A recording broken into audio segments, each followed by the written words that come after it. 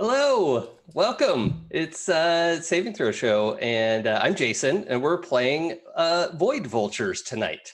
So we are going to, per the book's tagline, kill space monsters and take their space stuff.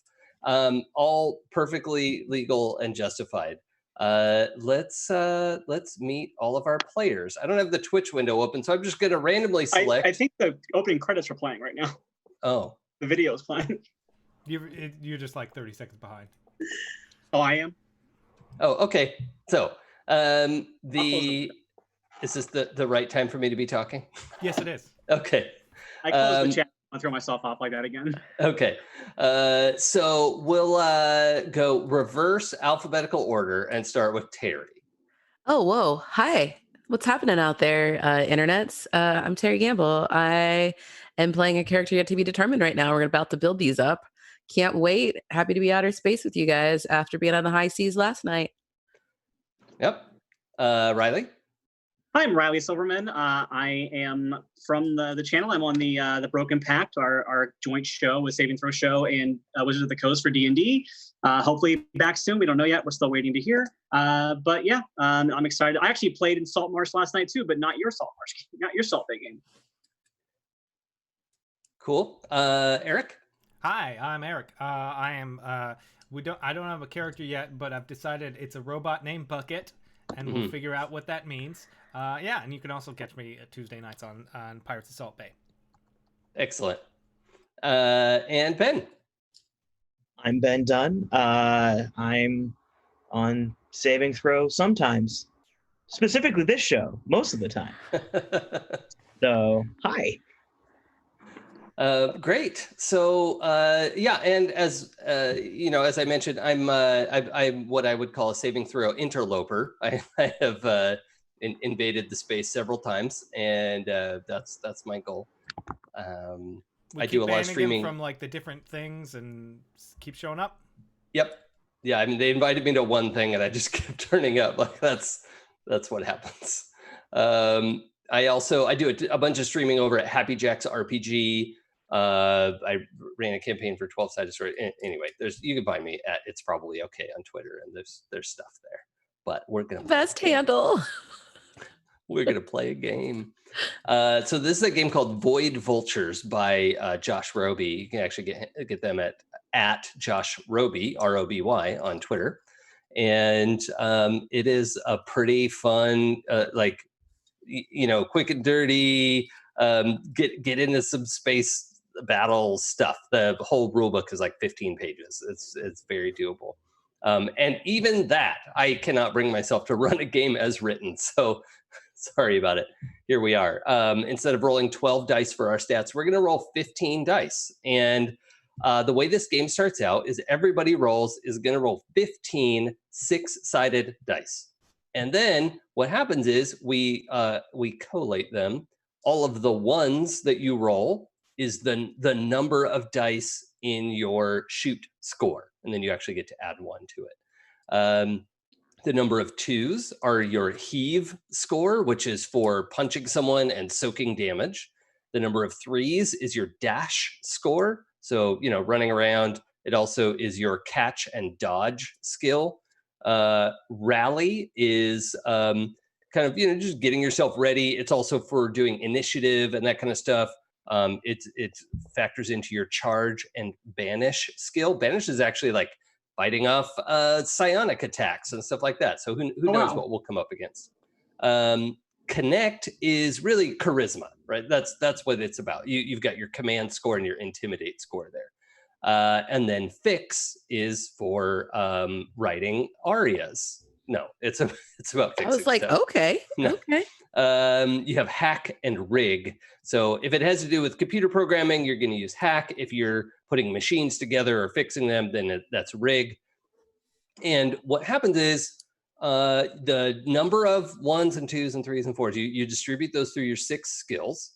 Then you pick 4 of the 12 sub skills. 2 of them will get the D4 notification, and then 2 of them will get the D10 notation. And when you roll that you will roll D10s instead of D6s. So let's say you have a 4 in shoot. So that means shoot is 4D6. Then you put D10 in throw because you're just a monster pitcher, right? Maybe not super accurate, but you put that 10 in there because that's you throw real hard. Then instead of 4D6, you'll roll 4D10 when you throw something. Oh wow! So you don't need to put the 2 of your D4s into the same sub skill, because all it does is convert what kind of dice you roll. It's not like additional dice. You get additional dice from your equipment. So if you have a shoot of 4 and a grenade launcher of 2D8, you would roll 4D6 plus 2D8, and it's a whole thing. And we are rolling all of those dice to find our highs and lows. Your lowest die is your accuracy, and your highest die is your power.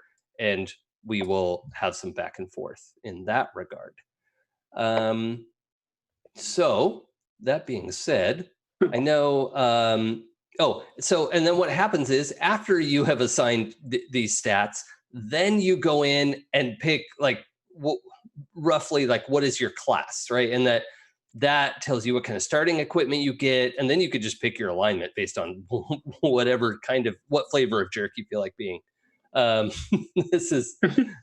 This game is not you're not really the paladins of space in this one, with giant robots that fit together. You're sort of the bad boys of space. What you gonna do? What you gonna do? And the premise we talked about for tonight was that we talked about for a long time and finally came to a decision in this story to debate, that the 4 of you are returning to Earth's star system from your colony in Alpha Centauri, and your colony needs some help and some resupplies, and you haven't heard from Earth in a long time. What the heck, Earth? Let's go. And let's say we're going to use roughly, semi-crunchy science fiction. So not, Star Wars ships whooshing through space, but maybe not as crunchy as The Expanse, let's say, pre-proto-molecule. So let's say we've got some sort of, hyperspace thing so you can get back and forth from Alpha Centauri. You have instant communication across distances. So you could talk to Alpha Centauri, you just can't get there immediately. And yeah, okay. I think that's pretty good for a setting. The 4 of you are sent back in your little cargo ship to pick up supplies and see what's going on and see if any new colonists want to come out. You've got room for, maybe 10 or 12 people to join you on the trip back. So it's a ship the size of a Winnebago, I guess. I don't know. As much as I said, I don't want this to turn into Spaceballs. Now I did it. I'm the guilty party in this. Yeah. But it's a medium-sized ship that is meant to come in and find out why Earth went radio silent. Is anyone settled in their numbers and want to talk about their character? Please tell me about your character. Still kind of a little lost on the numbers. Mm-hmm. Because I was trying to build, and you were explaining at the same time. I'm sorry. So I was trying to do both at the same time, but yeah, no problem at all. I rolled, and I put in my rolling. Does it matter if I rolled no 6s? So I have no fixed score whatsoever. Is that okay? I don't know. Okay. Yeah. I was looking over the rules and maybe I missed it, but so you rolled 15 dice. Yeah. And no 6s. No 6s. I rolled 3 1s, 2 2s, 3 3s, 1 4, 6 5s, and no 6s. 6 5s. So tell you what, if you want to convert, I think we have to have 1. I don't know if that's true or not. I mean, could you be that bad at fixing things? I guess that's possible, huh? Yeah, I guess make my character someone who just you put something in front of her and she's like, I got nothing. What are you doing? Yeah, you know what? Let's live with 0. Yeah, let's have fun with Sometimes that's real life. Yeah, I'm going to tell you, in real life, I have a fixed score of 0. Okay. Right. Cool. And then we have, okay, so pick 2 of the smaller boxes. So like I just add something to, what does it mean, the smaller boxes? So in this case, it's the like spot, throw, smack, soak, those.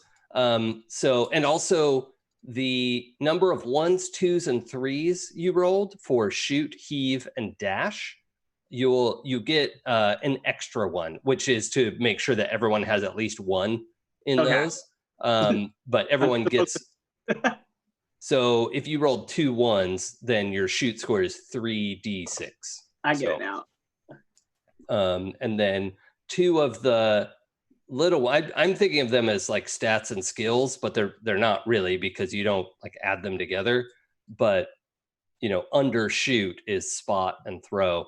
And so you're going to pick 2 things that you think you're particularly precise at and put a D4 next to those, and 2 things that you're just a monster at, that you hit hard and go big, and put a D10 next to those. Okay. Another question too with that. So with the vibro blades, do those just count as shooting even though they're swords? No, that would go like, we would go back and forth with whether that's smack or shoot. Like if you want to throw them, we would use shoot. But if you're going to sword someone with it, that's a normal verb that people use. Sword. I would probably combine it with your smack score. Okay.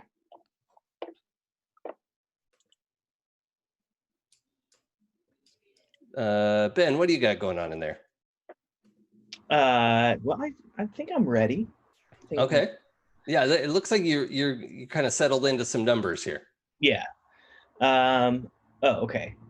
I'll put it on here as well, just so you can see it.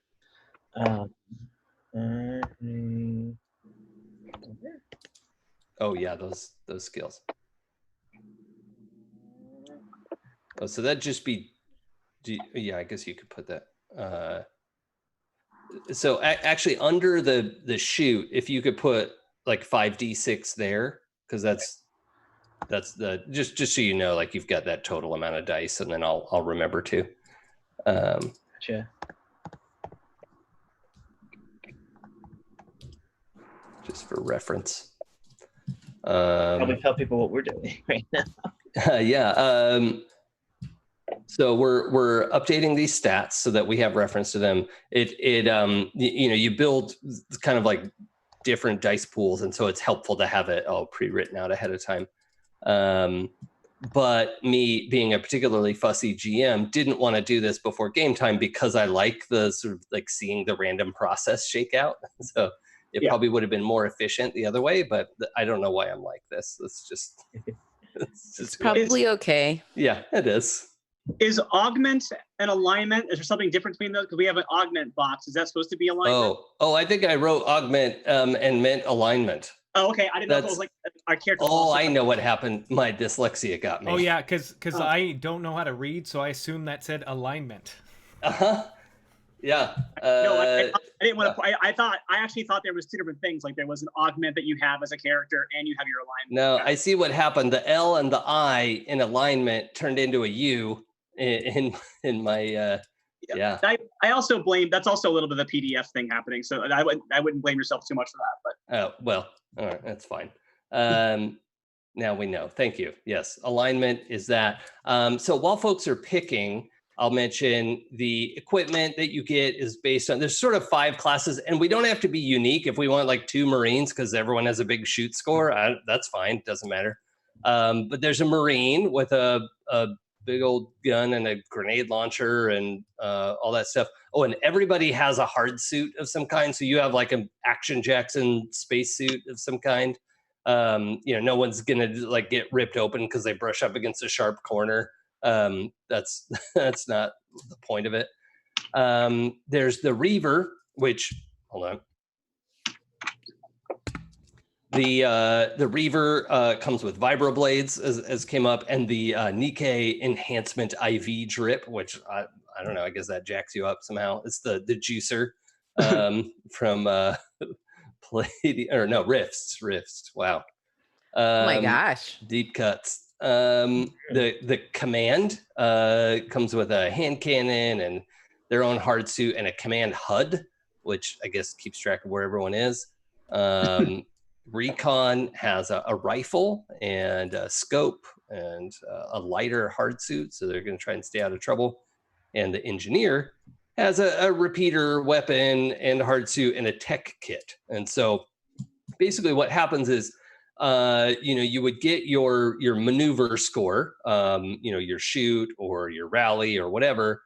And if one of your pieces of gear, if you can make some case for using a piece of gear, we'll add it to it. And that could be if last time your command HUD did this thing, but now you want it to do this thing. If they both sound like something a command HUD could do, then great, we'll do it. That's fine. It's more fun to use it. So in the second generation, command HUDs were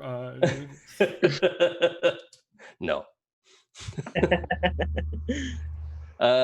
So there are those. Then the alignments are based on when you can earn a token, and you can spend tokens to like juice up your rolls, basically. And so the tokens can be acquired. So if you're principled,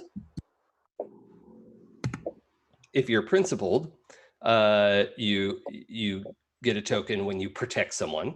A scrupulous person gets a token when they turn down an opportunity because it's wrong. It's wrong, Jeff. Unprincipled, you're out for yourself. You earn a token when you benefit and no one else does. The anarchist gets one when they undermine the status quo. The miscreant needs to take values from another person, valuables, not values, steal their values. Diabolic, you earn a token when you complete. Oh yeah, you have to list some unsavory tasks. Boy, that's dark. And the aberrant, there's something wrong with you. Earn a token when you inflict needless pain. Boy, those last two are real dark. Maybe we'll swerve off of those. Yeah. I just go around pinching people. That can't be. Yeah. Or you just go, so dark. You look tired. Yeah, your show was okay. What a monster. Oh, you do improv? I guess that's nice. Oh. Do people still go to theater? Oh, no. I heard somebody say that one time when somebody asked them to come to their show. I was like, dude, that's... Wow. Ouch.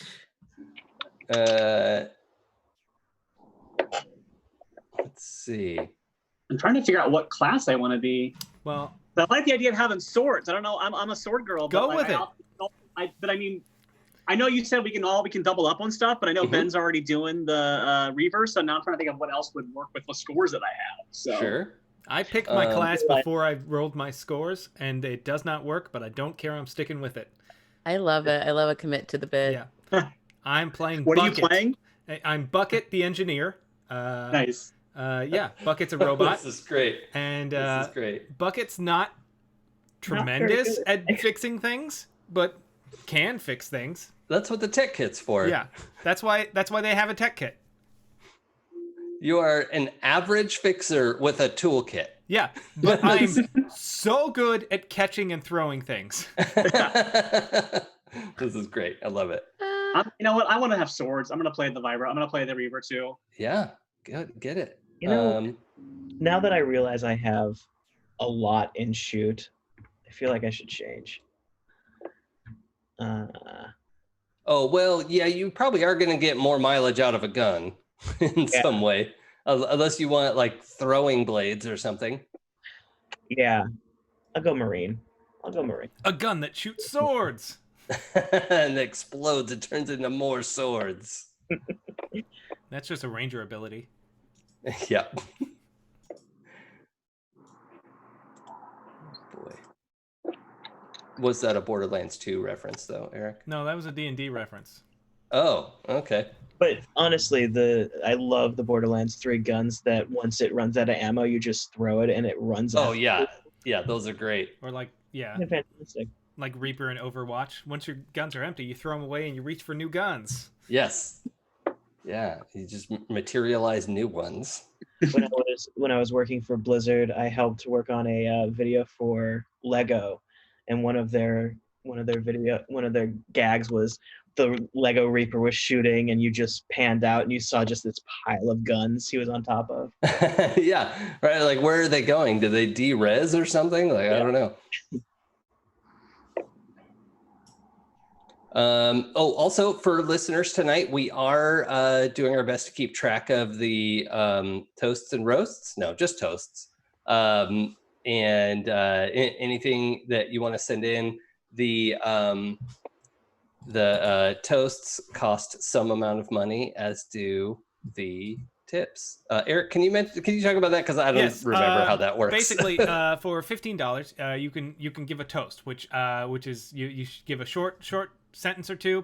We will Jason will read it out and we will toast towards it. It is $15 or 1,500 bits, or anything above that, obviously, and all of that goes towards unlocking various tiers and stuff like that, and stuff like that. And resubs on the channel, or new subs or gifted subs, give rerolls that you can either give to the table of players or to the GM of the show. That's me. So if you give them to me, I'll know how much you like me, and it'll make me feel good.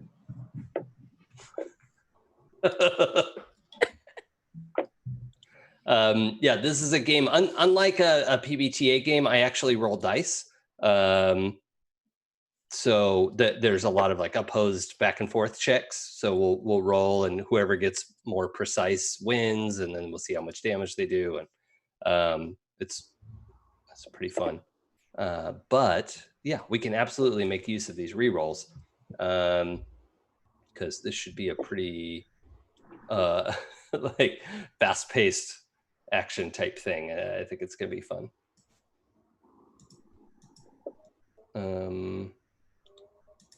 Yeah, okay. We've all got versions of dice rollers available, and let's see. So we have Terry. Are you all done with your character? I think close. Yeah, I think so. Okay. Looks like the numbers add up. Okay, I'm still good. looking more. I think. No, I got it. I think I understand it now. With the 3 plus 1s, your total of the big numbers should equal 18. So hopefully that makes sense, right? Because we add more to what we rolled. So if I rolled threes for shoot, I should put a 4. Yeah, because that gets a +1. Yeah. Shoot, heave, and dash are the number that you rolled plus 1 more. Gotcha. And then that will also change your small skill too. So your smack is 3d10, and you're on it. Yeah, you know, cool. It makes more sense now. So while folks are working, Terry, do you want to introduce us to Polo? Sure. I'm a miscreant alignment. Shocked. Really? Okay. Wow. I didn't know you thought about me this way. Okay, now I know. You know that for you to gain, others must lose. Wah, ha, ha, ha, ha. That's what it says. Earn a token when you take valuables from another person. So I'm just going to be taking stuff from people, and I can't wait. Yeah, I mean, it doesn't have to be from your shipmates. No, just from people. Clear. Okay. Just from people. It feels very rogue, I guess. So yeah, I guess that does make sense. I think I played a rogue last time I played D&D with you, so that does line up. Thanks. I didn't realize I had a type. Stabby tiefling rogue. Yeah. Yeah, I mean, cool. And what sort of class did you pick? That's what I'm still trying to figure out. I think that's what it was. Okay. Let me see. And that is, sometimes I really like paper. I feel like an old lady because I'm looking at a PDF. It's all good. It's on page 2 of the PDF. Yep, I'm on there, and I was looking at. So I'm either was it a Marine, a Reaver, that one, Recon, Command, Engineer. Yeah. How about I be recon because I think on recon missions I can steal stuff.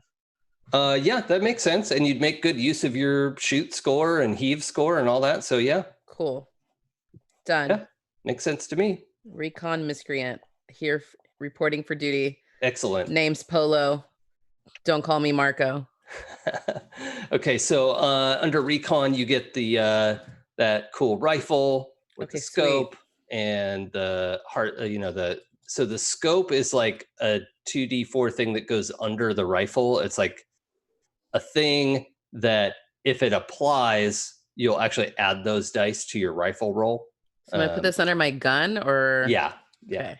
So the right next to your gun, you could put the 2d10, and then in the next line down, you could put that your scope is 2d4.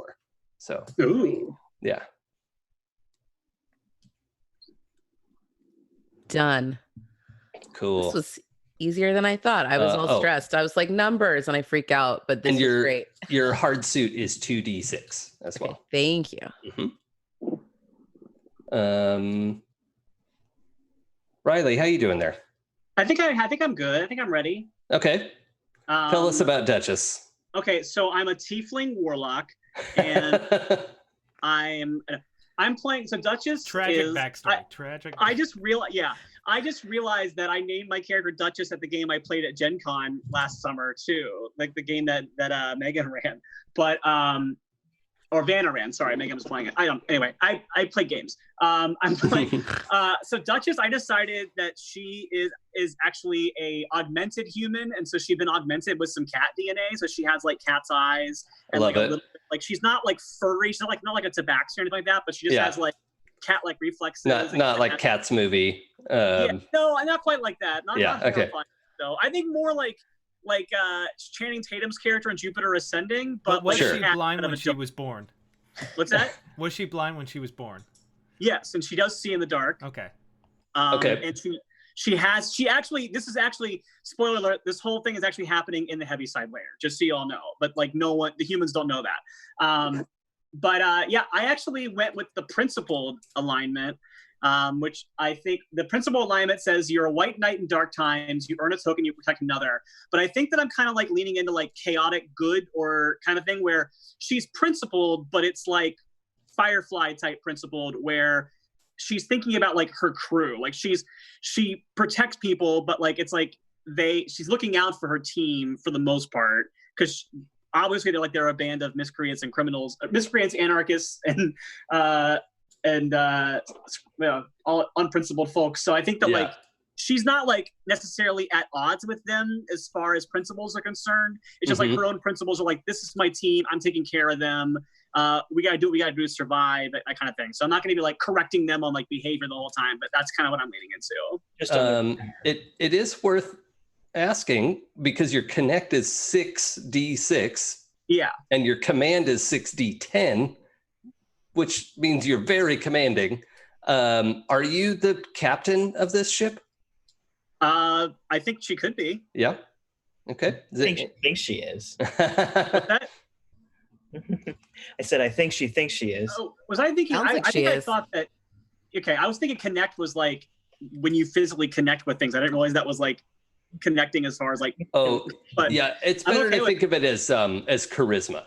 So okay, yeah, I'll do that. Like, yeah, command and intimidate. Yeah. Yeah, and that's why they call her a Duchess, because she's like in charge of stuff. Yeah. So she's fancy. Is she a literal Duchess in Alpha Centauri? Like, is there a duchy there? I think it's I called her Duchess because one of the names they suggested was Princess, and I was like, I want a Duchess that's a little more like she's actually in charge of stuff. I don't know why in my mind I think a Duchess outranks a princess. They don't, but yeah, I think maybe she. They do if there's no princess. Yeah, I think that maybe it's vague.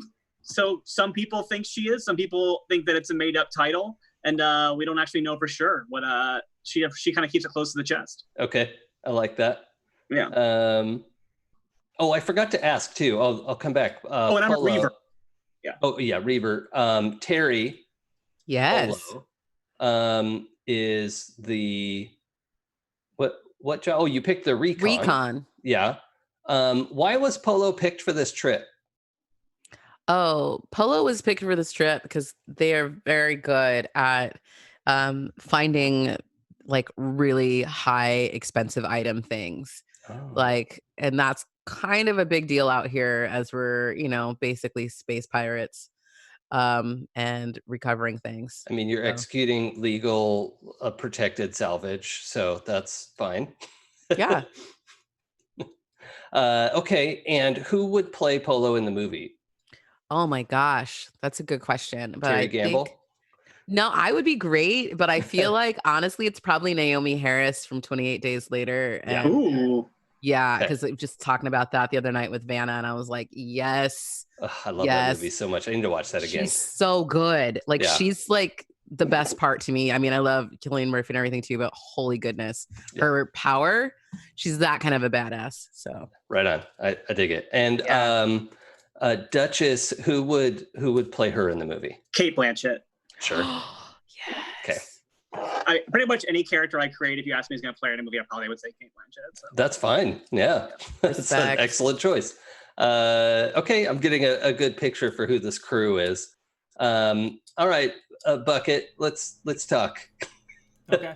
Why were you put on this? Because you're not great at fixing things. No, but Bucket is, Bucket is reliable. Okay. Because Bucket doesn't have to eat or, do or breathe. When you need somebody to go outside the ship, Bucket's pretty good at doing that. Bucket sturdy. It's very hard to destroy Bucket. Not as squishy as the organics. Bucket thick. Yeah. And just Bucket generally, you can trust that Bucket is out for their self. So you know where Bucket's where their loyalty slide. Okay. And what TV movie robot would play Bucket in the movie? I don't know what robot, but I know it would be voiced and probably motion captured by Sam Rockwell. Oh, Nice. sure. Okay. I love it. Cool. Yep. All right, Bucket. This is great. And Cam. Cam. Who are you and why were you picked for this trip? I don't know if I was necessarily picked for this trip, Oh. but I was definitely on this trip. So Cam is a Marine class, but that would also suggest that he was part of some kind of fighting group. Mm-hmm. Definitely has a Marine's weapons, but might not have earned them correctly, might have found them on the field. Okay. But So not part of the Alpha Centauri Defense Force. Definitely not part of the Alpha. Has the uniform. No, right. Okay. But it has some it has its own. The uniform has been altered, as one would think. Okay. But really, like slapdash, like that. What you thought was cool, the punks in high school thought were cool. Yeah. No. So it's just like it's the uniform, but it has like spray paint, spray paint. Yeah, spray paint. Spray paint, like just Xing out all of the insignias. Sure. And Cam is an anarchist, through and through. Alignment that means you'll bring it all down. Earn a token every time you undermine the status quo. I like to give it to the man. You know what I'm saying? Cool. Yep. All right. And who would play Cam in the movie? Dave Dalmatian. I don't know that one. Did you see Ant-Man? Yes. He was the Russian friend. He was the hacker. Yeah. Okay. All right. Cool. Yeah. Very cool. So speaking of earning tokens, everyone starts with 3. Ooh. And you can spend tokens to lower your lowest die or raise your highest die. And you could spend all or one or whatever. You can spend as many as you want on any roll that you have to spend. So like if your lowest die was a 4 and you need to get down to 1, you could say, I'm spending my 3 points. I'm taking this down to 1. Boom. It's a crit now. Hi. And go to town. So the anytime you roll a 1, that is a crit success. Something's happening. You might tie. Like if your opponent rolls a crit 1, that's fine. But it is like all hell breaking loose, right? Like you have a crit success, they have a crit dodge or whatever. Like that's fine. If one of you has 2 1s, you actually will win that tie, and it's still epic. But will actually take them down. So that's the basics of how the dice rolls work. And the tokens can be earned per your alignment. And then we will have Eric, I think you're keeping an eye on rerolls and stuff. Yeah. Okay. Windows pop up, I'll let you know. Cool. I have I had the page for toasts. Goodbye. Bye, toasts. Bye, toast. Oh my God, I want to buy toast. I love toast. Oh my God. My wife has been making this amazing loaves of bread since quarantine. We're that family. And it's incredible. My life is very different now. I'll be making some more banana bread tomorrow. It's going to be great. Oh yeah. My roommates keep optimistically buying bananas, and I think they're really just not eating them so that I can make bread. Oh yeah, that's not an accident. Your roommates know you're going to do that. I did peanut butter cookies today. Oh, nice. Free ingredient. Here's the toast window. Okay. Sounds delicious. Good news, everybody. I found the toast window. Okay. That's not been updated, so there's nothing new to do yet. And I think we can jump into some story background.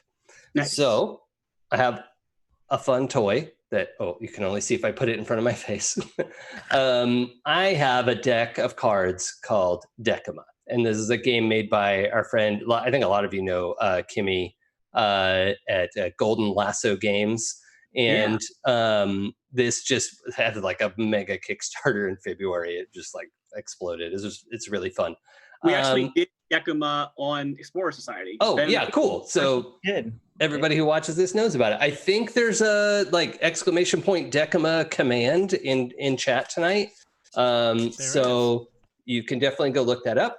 And we're going to do the remote version where I will just draw cards for you. And any card you don't like the question, you just say next, and I'll like flip it around or draw a new card, whatever. Normally, it's a lot more fun when you can lay them all out and spend a lot of time doing it, but it's a one shot. So, we'll get through this kind of fast. Okay, so what I have separated out just the relationship cards. A lot of these read like PBTA type relationship questions.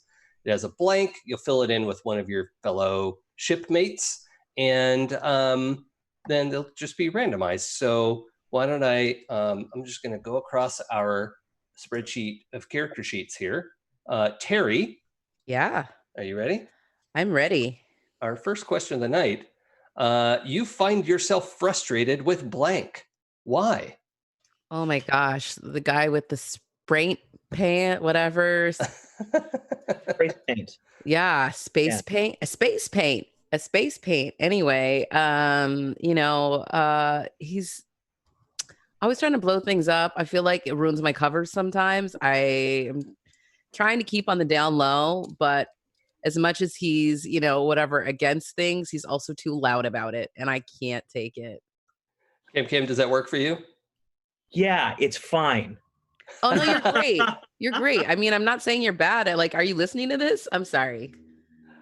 I'm just saying, if you have plasma grenades, you don't just leave them sitting around. Like, you're going to use them. They're loud, and everything he does is like rah rah rah. Yep.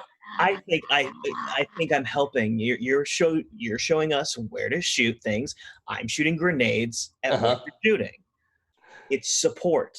Yeah, it's, hey, look over here. I appreciate it. It's like a flare, but it's a blossom of plasma fire. Oh gosh.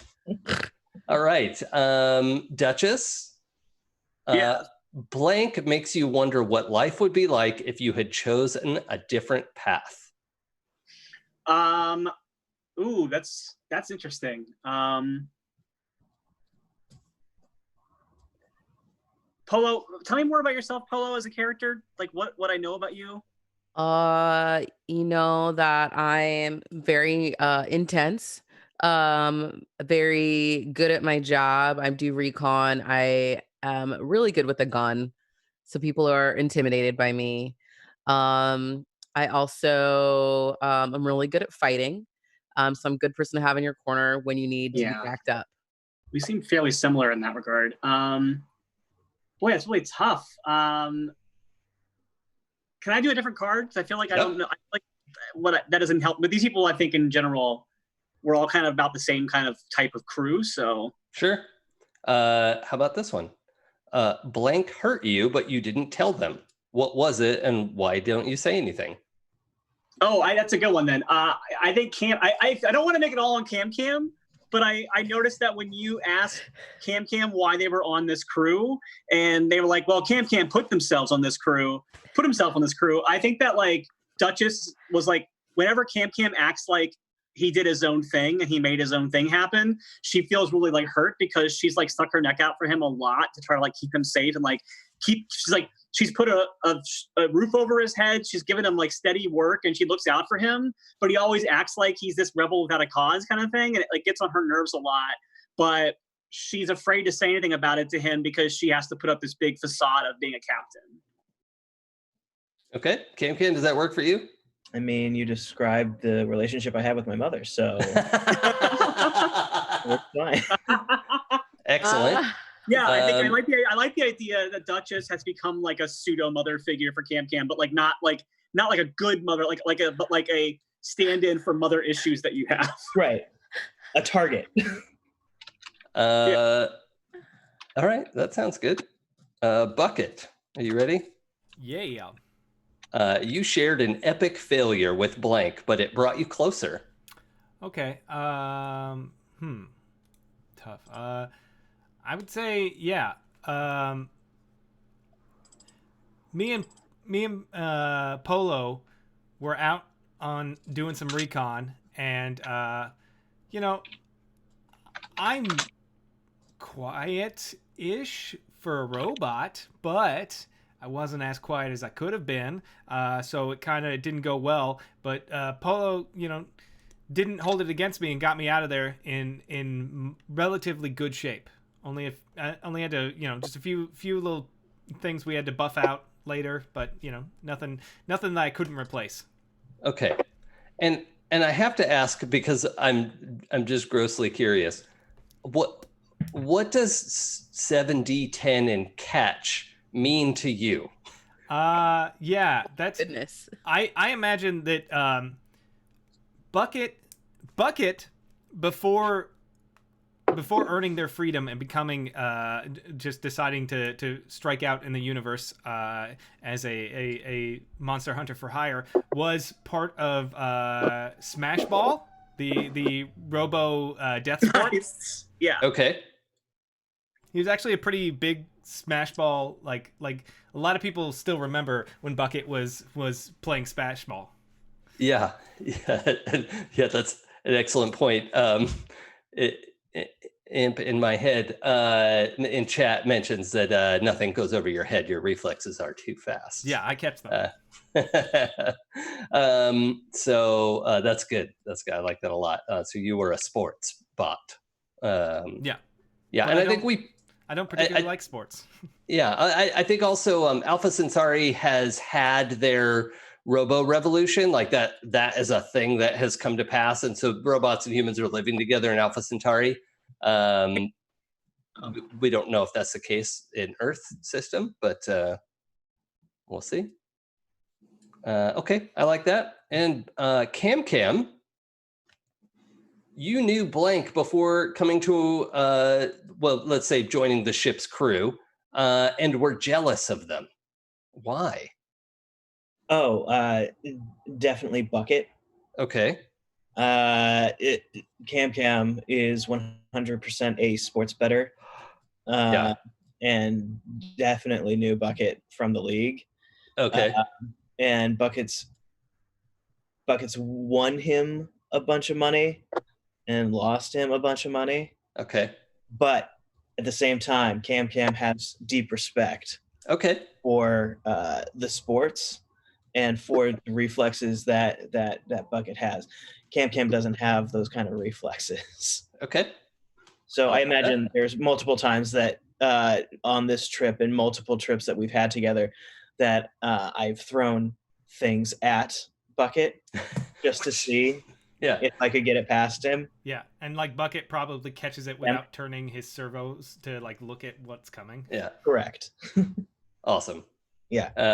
That's really cool. Do you ever bring up like, hey Bucket, so when it was, the last 8 minutes of game 6, I back at nerd out, man. Yeah.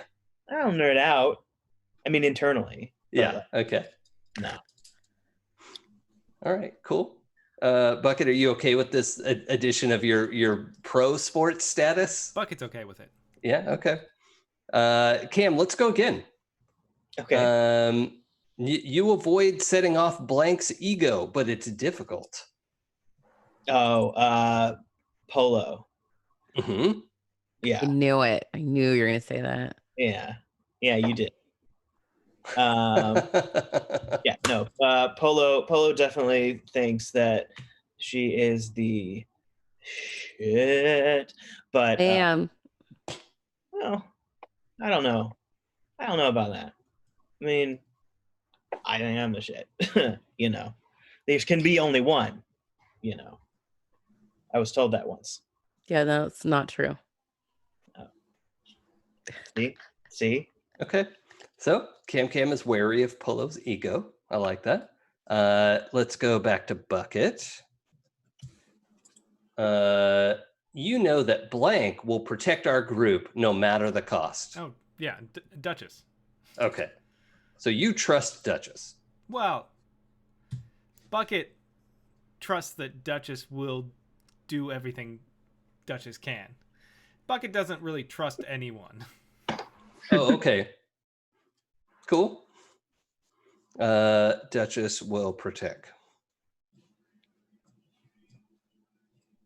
She protect, she attack. Yeah, that makes sense. Speaking of Duchess. Yeah, what's up? How about... okay. Blank convinced you to do something risky and you did it. What did you do? Oh, I think that this was something that Polo convinced me to do.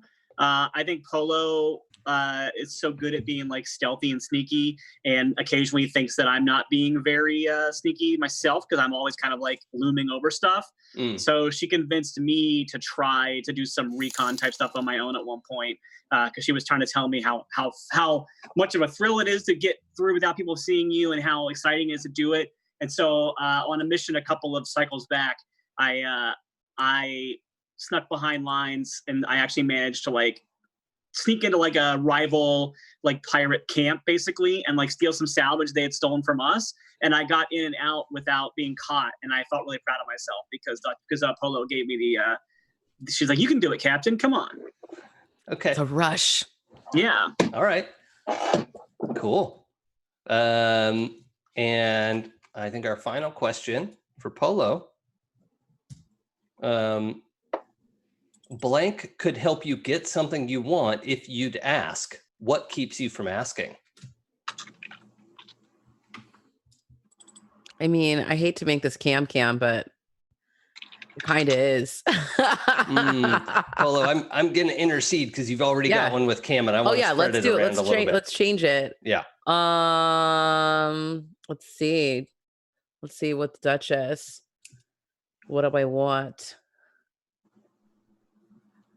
I guess I'm too scared to step up into power. Like I like where I am at, but I feel like eventually I'm going to need to run my own ship to get the stuff done the way I want it.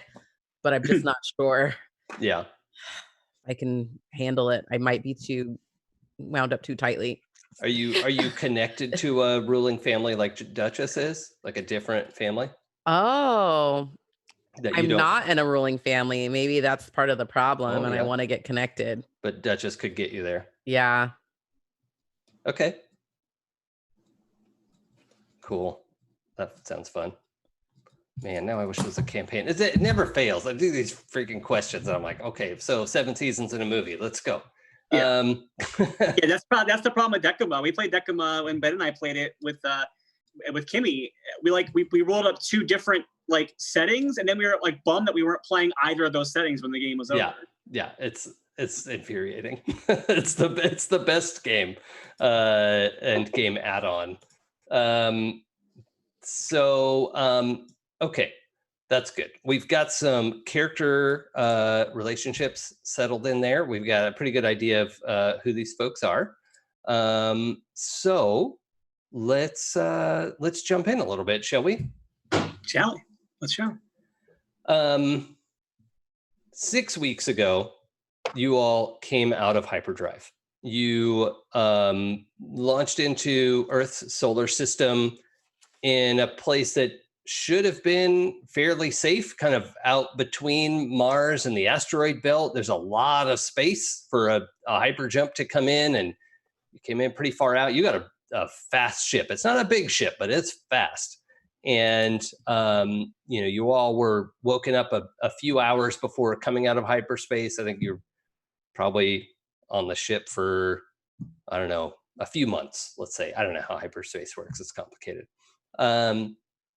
But you come out of hyperspace almost like, the episode 4, like that's no moon. Like you come out into just debris. In this case, it's mostly metal debris, and it's a lot of small fragments, and it's pretty clear a huge heavy hauler was blown apart. So not even pirated, right? Like there wouldn't have been anything left to pirate. But that was 6 weeks ago. You came in, you found this big mess, and immediately kind of went, oh, well, maybe we better be a little more careful here. You went radio silent, you put on your, stealth gear. I don't think your ship turns invisible, but it's probably got some, hideability. And you do a little bit of sort of preliminary research, and you could see there's just very little radio traffic. There's like radio bursts that don't seem to mean anything. You catch bare remnants of what seems like they're probably focused radio or laser communications that you would only be able to catch if they're off target, but maybe somebody's trying to figure out where their target is. So you've caught just fractions of people talking to each other on protected private lines, and but other than that, there are no broadcasts coming off of any of the planets. When the Alpha Centauri colony left, all 4 of the central planets were inhabited. Several moons, probably 8 colonies existed off of Earth by the time you all left. So, human technology is able to live in really harsh environments. You're able to put up domes and buildings and things like that, and survive in really difficult places and figure out those challenges. And there was no indication. I don't think the Alpha Centauri group left. The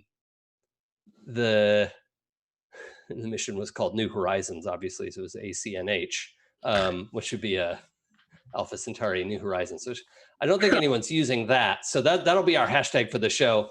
That should work. Yeah, and if you've got your own designs for how to do this, it's ACNH designs. I don't think that. Yeah.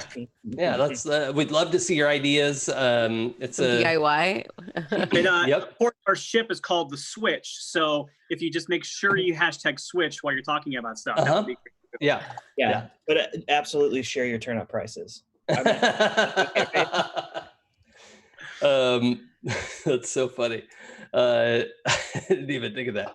So the Alpha Centauri group went really just at the height of let's be explorers, right? This is the next star over. We've detected there are planets we could live on. Let's go do this. We're not escaping a dying solar system. We're leaving in celebration of something new. And then over the last year or so, communication with Earth dropped off, and the whole Sol system is quiet. in making your way around, you see some ships moving, right? You could see drive trails. You could see signatures of fusion drives and all types of ships moving around the system. But I think you've spent these weeks doing recon, flying around, trying to figure out what's going on, and you've kind of done flybys of the major planets. Mars and Earth are kind of the big ones where lots are going on. Earth's moon was very populated by the time you left, and you can see, long range scanners. There are people moving around, but you also see bright flashes and indications of violence, and it seems like big parts of these planets have devolved into war, and probably not a good place to go hang out. So that's the question. Where do you go next? What is your inclination, particularly Captain Duchess? Is that? I think they just call me Duchess. They don't need to call me. They call me Captain. They call me Duchess. They don't tend to call me Captain Duchess. Okay. People who know who I am call me the Duchess. Sure. 100% don't call you Captain. Yeah, I got that, Cam. Thank you. I just want to put it out there. Yeah. Dutch. So I think we're kind of keeping a low profile. Like, we're trying to, it's obviously something destructive happened here, so we don't want to make ourselves a target. Mm-hmm. So I think we're still just kind of stealthily looking around, trying to figure out where we can find our footing and what we can do before we're blasted out of space. Okay, cool.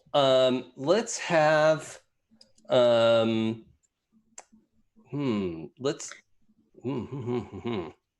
want to roll dice. I'm assuming Bucket's the pilot. Bucket, does that make sense to you? Yeah. Okay. So maybe I'm asking them. Sorry, I'm asking them to plot us the safest course, right now, to avoid debris. Because I imagine we're still occasionally, even though we got out of that initial debris field, I imagine we're still running into pockets of debris and stuff like that. So I'm asking them to kind of maybe we've just kind of crossed one of those debris fields, and I'm asking them to kind of get us through it safely without drawing attention to ourselves. Yeah, I think you have come across a debris field outside of within view of Earth, let's say. But this debris field is so big, it has actually it's started to collect as a sphere, right? Okay. I mean, it's just broken metal shards and glass and whatever, but there's so much of it. It had to be multiple ships, and a Star Destroyer size ship or something. Okay. Something is crumbled into just detritus. Okay, I have an idea. I don't know how this works as far as rolling for piloting, but I'll say to Bucket to get us closer to that field and see if you can make our ship look like it's a piece of the debris, so people aren't looking for us specifically, so we can kind of monitor and find out what's happening around here. Cool. Why don't we start out with scanning it? And so, Bucket, I'm going to have you use your spot, which is your shoot score. Okay. And you will add the equipment of your ship, which I think has, 4D8 scanners, let's say. You're all, you came here well equipped. The ship's in good shape. Nothing bad's happened to you. Probably nothing will. So seems like it's fine. Okay. So my pool, lowest I got was 2. Okay. I am going to also roll dice.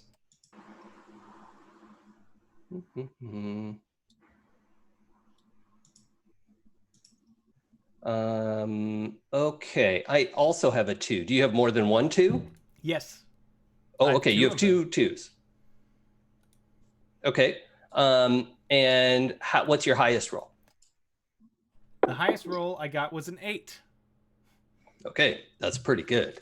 So you are, you're scanning this ball of material, and the the images are coming back, and it's a pretty complicated sort of render to try and scan through and figure out what's going on so that you could try to replicate and hide in this area.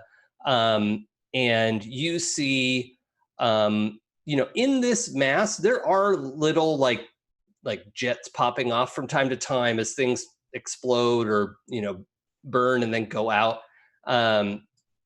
There's, sparking and all kinds of stuff going on in there. And you spot just barely, that even the ship's computer, which is not a fully intelligent AI, it's just a real good calculator. Yeah. The ship's computer marks 2 projectiles, and it's like, oh, hey, watch out, 2 projectiles just were ejected out of this thing. Like the ship's computer thinks it's debris, but you spot the fact that they are piloted, right? That these are little like junk fighters that are pretending to drift towards you. Okay. So we're basically both pretending to be pieces of debris in the field. Yes. We got Okay. two junk heaps coming towards us.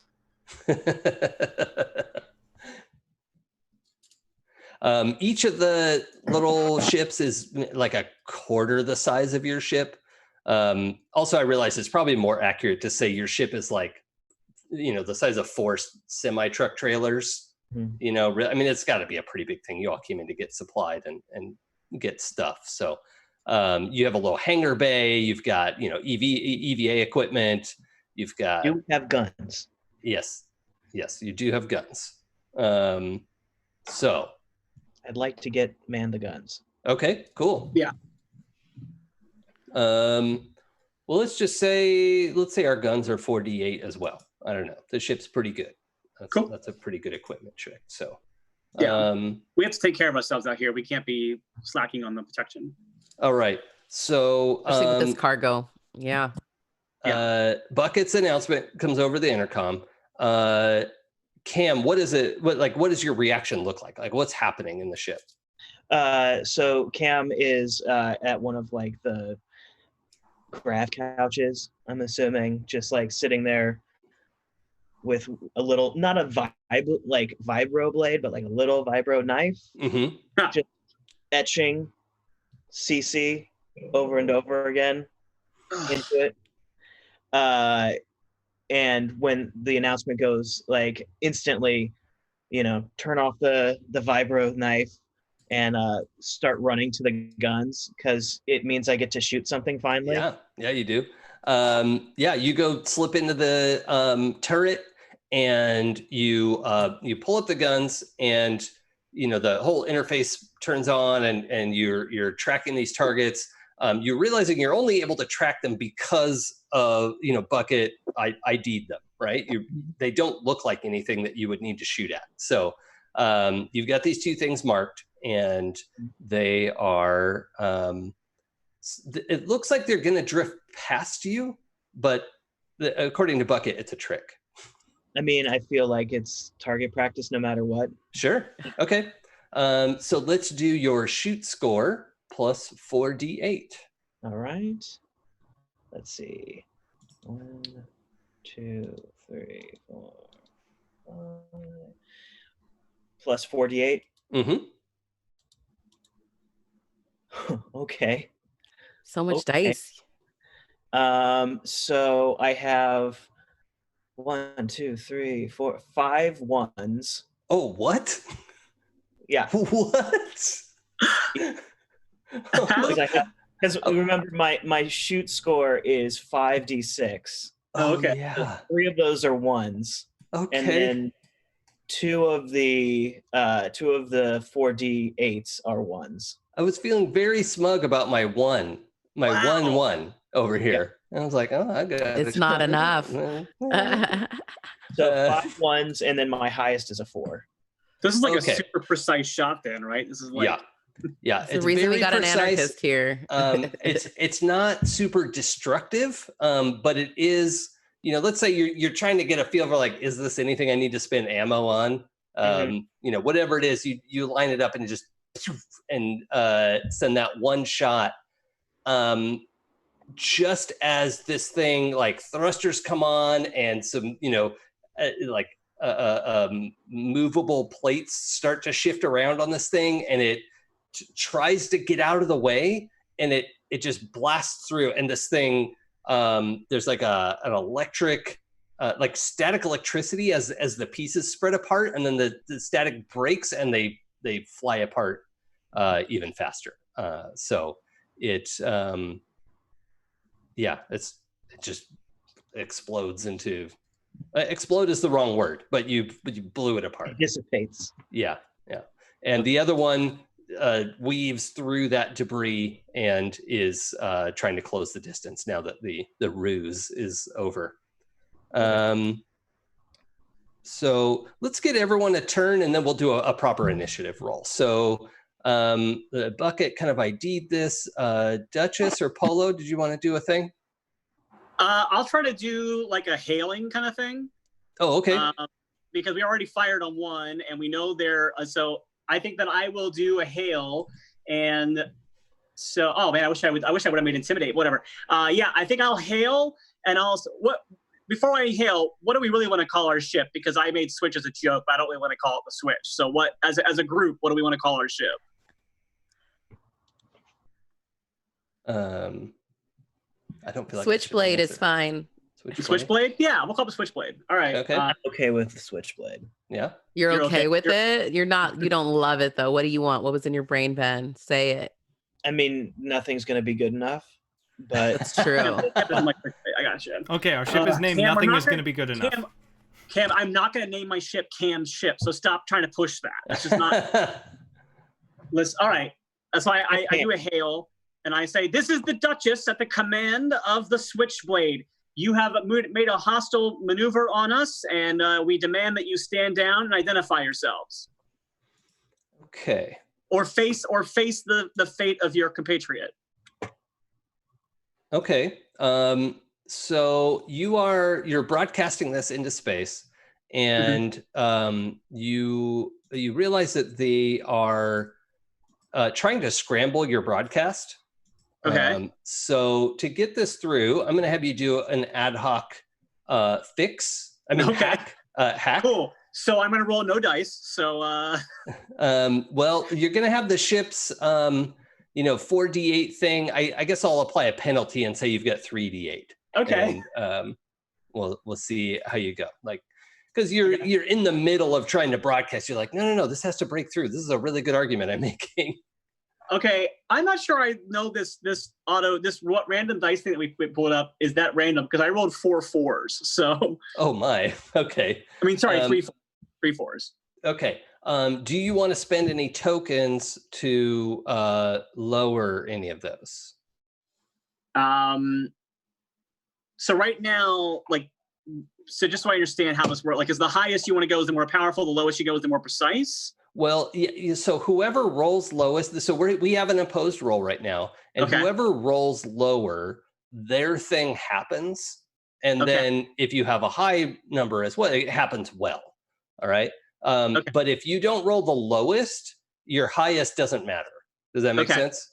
Yeah, then I'll spend a token to make one of them lower, because I think I'm trying to protect my crew right now. So I think that in the interest of being my captain character, I think that I would probably, I'll spend my token. I think that's a pretty in character move to want to protect everybody. Okay, so you want to spend 1 token to take a 4 down to 3? Sure. Okay. Okay. So this jammer somehow manages to overcome your hacker expertise. They have rolled lower than your 3, and in fact they've rolled such a high potency that your own internal comms are overcome as your ship's AI is currently purging a virus, right? It's going to win, right? That's not the emergency, but suddenly your internal comms and stuff are shut down as your AI is running Norton antivirus to clear out this counterattack that was made. Okay. against your computer. Okay. Polo, what are you up to? I was also gonna run to like a second gun or whatever Sure. on the and just be out there ready. I see that Cam's already done a very good job. Yeah, there is a Being second ship accurate. out there. Yeah, so I'm gonna take the Can you say that second. again? What did you say? Nothing. I said you did a good job. It is hard to hear each other because there's no comms in the ship, and the ship is big. I just wanted it repeated. Yeah. Yeah, just I know. shouting down the hallways. You did good, Cam. Whatever, it's fine. Thank We don't you. not It means compliment you. nothing, but thank you. So Polo, if you want to take a shot, let's have you roll your shoot score plus All right.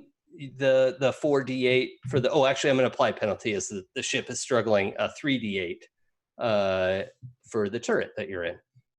All right. I got 4.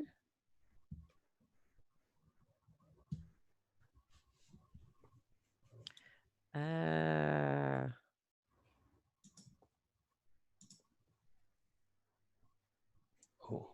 Okay. And then you said 3d8. Mm-hmm.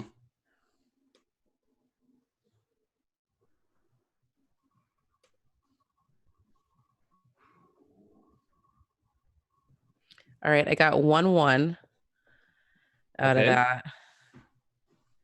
I've got super highs and super low. That's the one low. Okay. I got like 5 scores, 2 5s, 2 6s, and a 4. I have good news and bad news. I have Okay. 3 1s. Oh, But my highest is a 4. So okay. So that part's good. However, what is you're both going to kind of succeed. So your shot, you're a sniper. You line up this shot. You shoot this thing, and you've taken out its thruster, like whatever it was using to go forward. You knock that out, but you see this thing like start to pull apart, and then it pulls itself back together using that static electricity.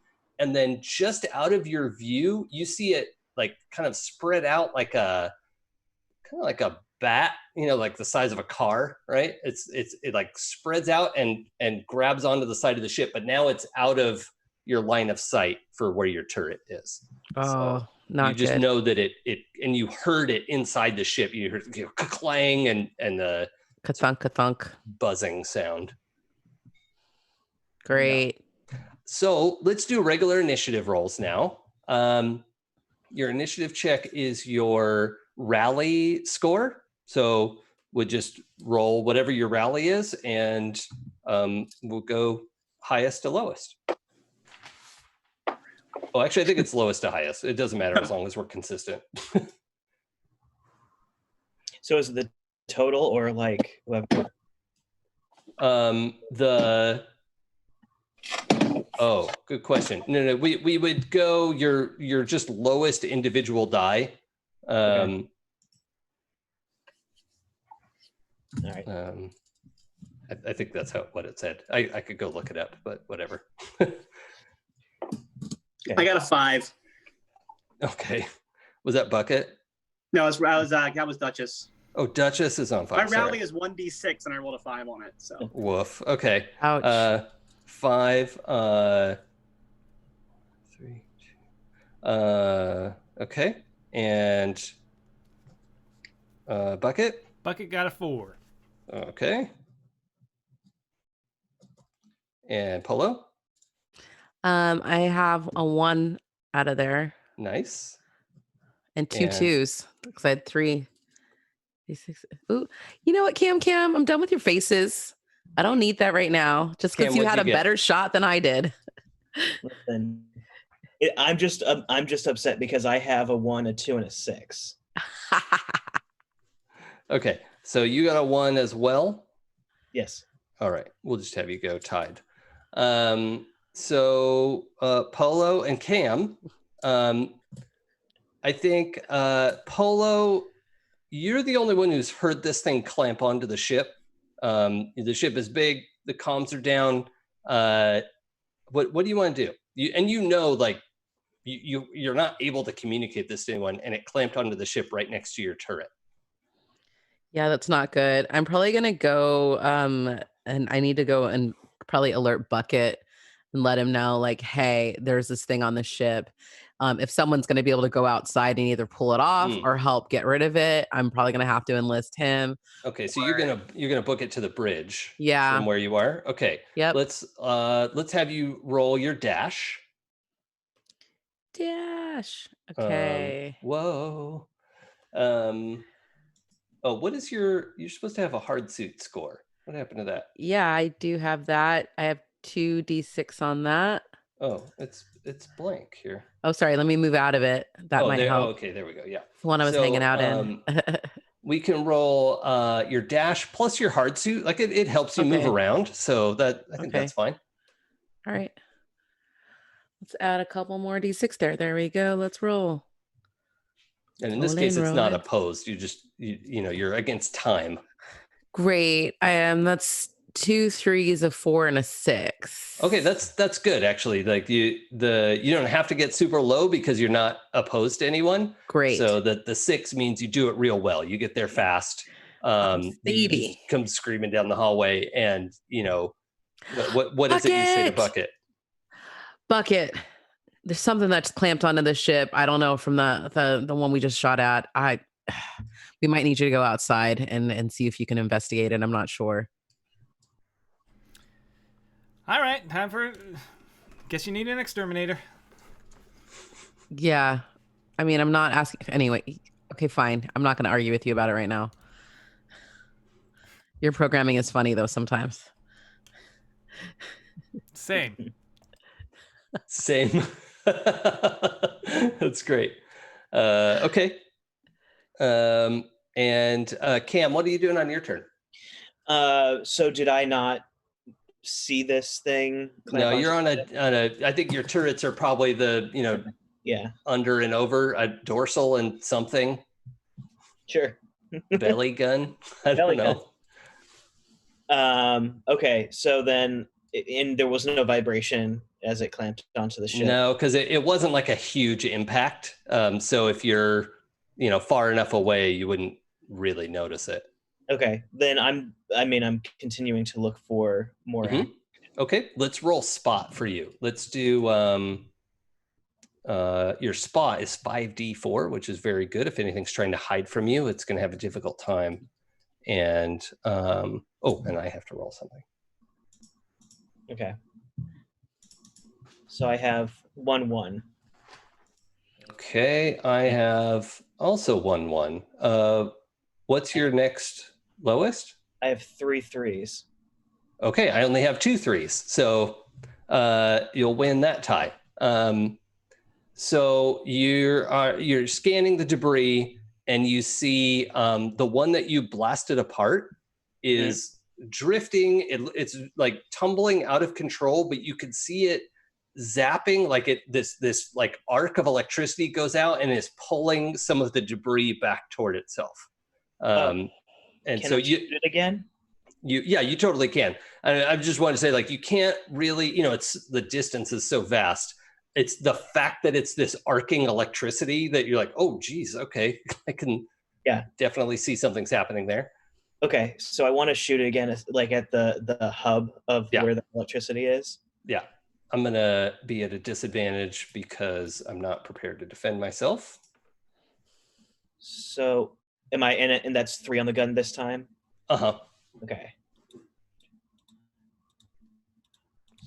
After this turn, the computer will be back online fully. Okay. I mean, after the full initiative round.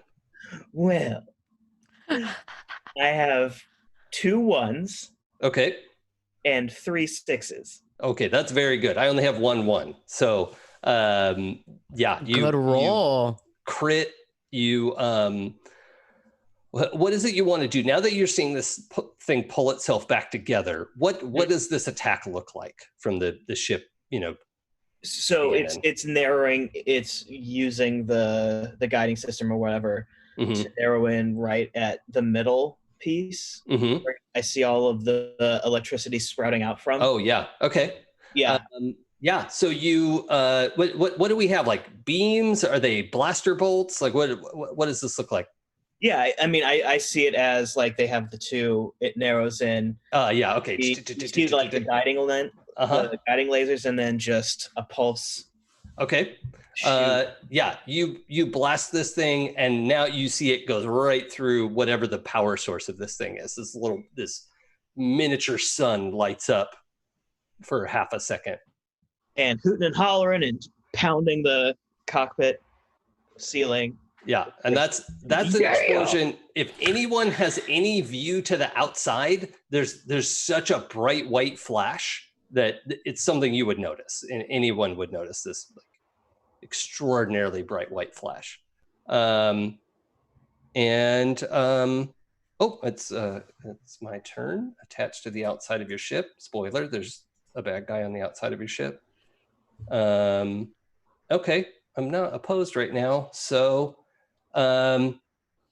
The space that you ran out of, Polo, went running, you're sort of aware of, because it's also that's your turret. I don't imagine you and Cam switch turrets. Like the gnaw. This is His Polo's is turret. disgusting.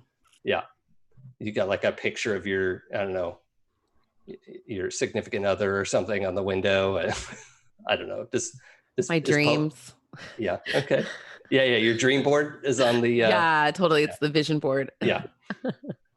Okay. So the from that direction, you hear, and Bucket, you would hear this too because you're at the end of that hallway, and Duchess, I think too, actually, because you're all kind of in. I assumed you were in the bridge. Yeah, I'm on the bridge with Bucket. Yeah. So yeah. So the three of you hear the loss of pressure klaxons and the cha-chung of pressure doors slamming shut.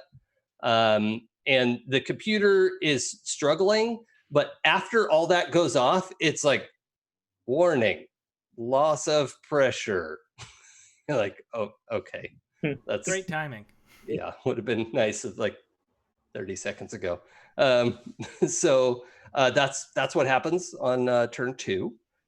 Turn 4 is Bucket. Okay. Nothing but Bucket. Bucket's gonna go into the hall. Gonna say to Duchess, "You've got the con," and then step out to where the turret was. Okay. So the part that's been locked down. Yeah. Okay. So yeah, you get through like a pressurized change up and let yourself into that hallway to where the bulkhead has been broken through, and you can see like wedges of metal and the bright line of an arc cutter, right? Using electricity to cut through the hull of your ship.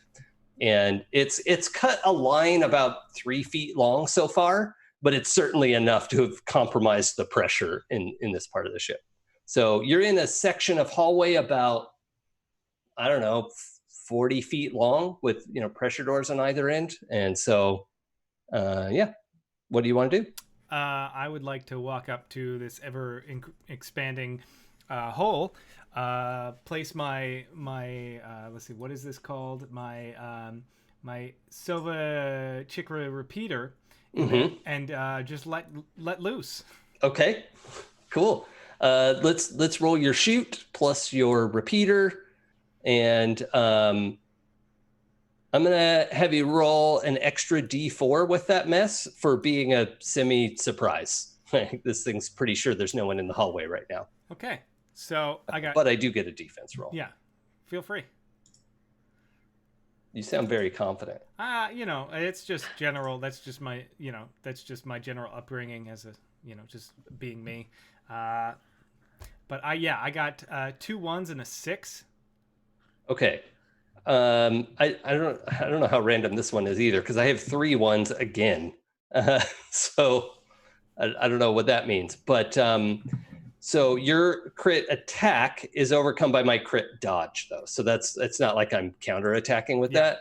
But you fire, and you see this thing like starting to peel open this, the section that it's made.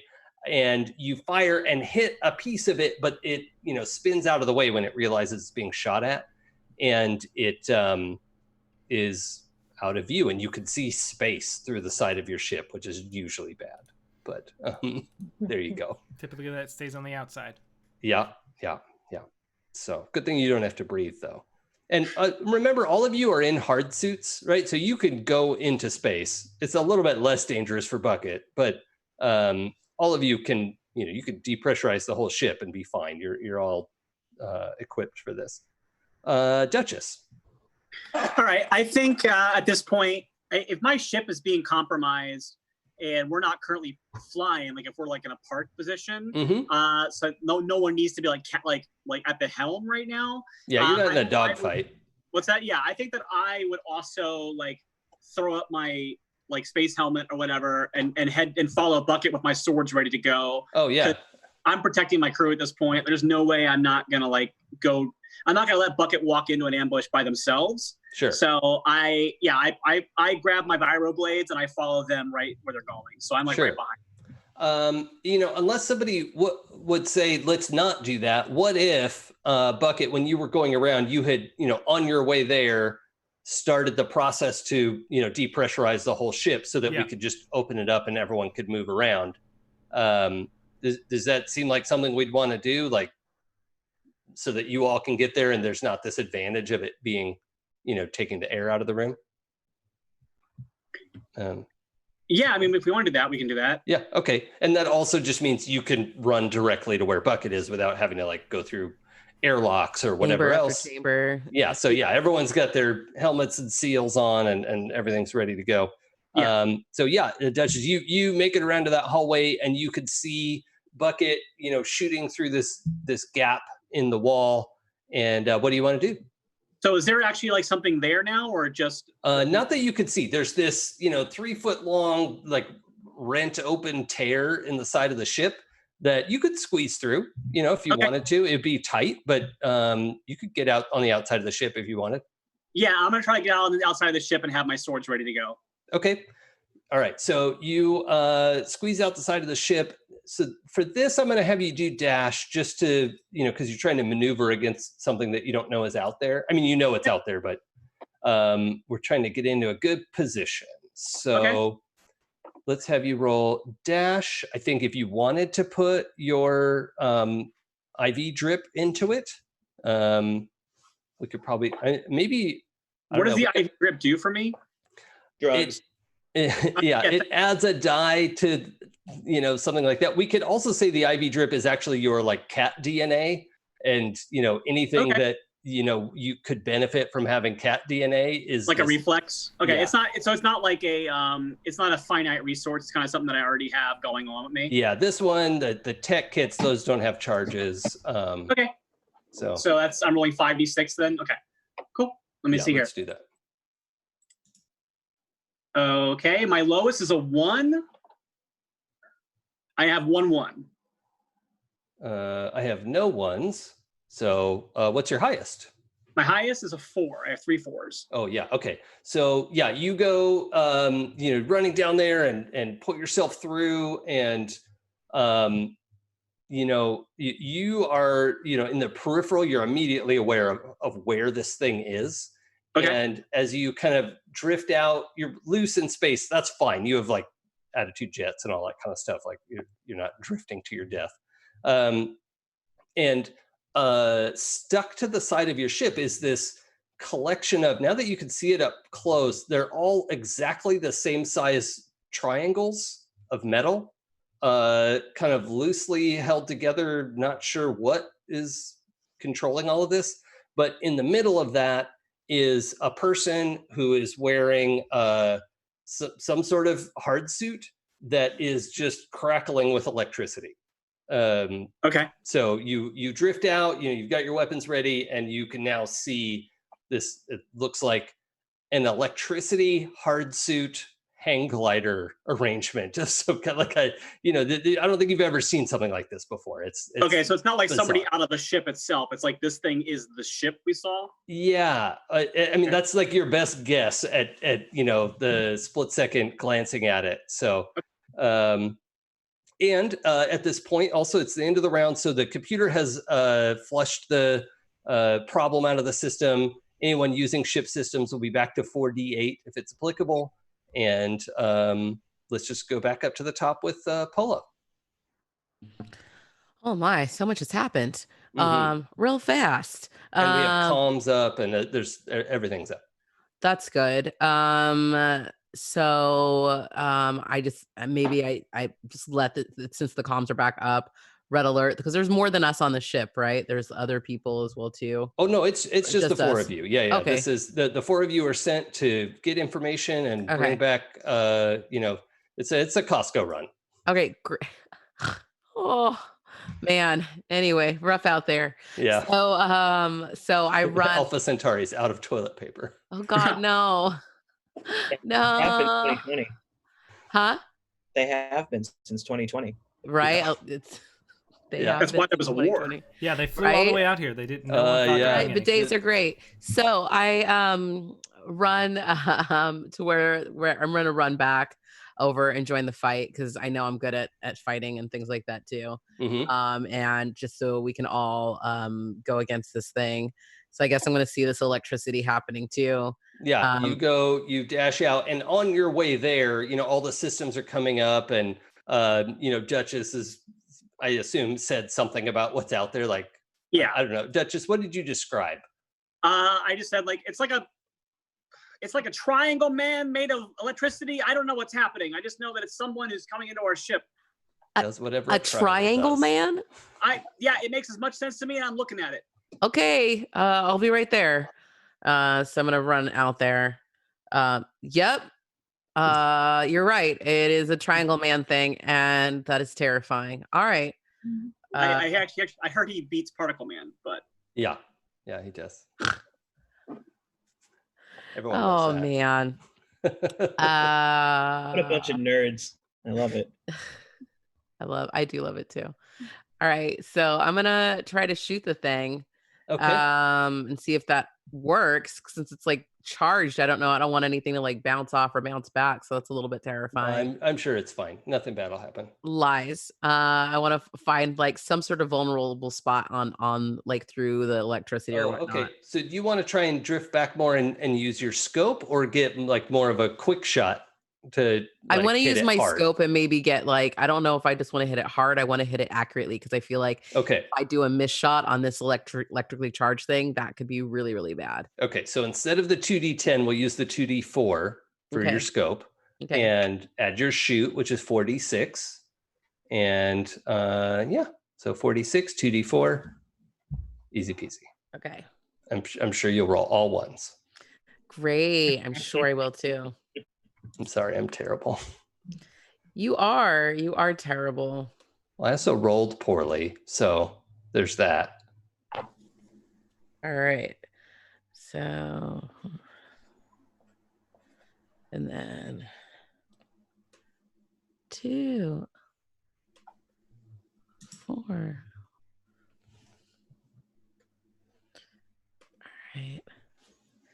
All right, cool. So I have 1-1.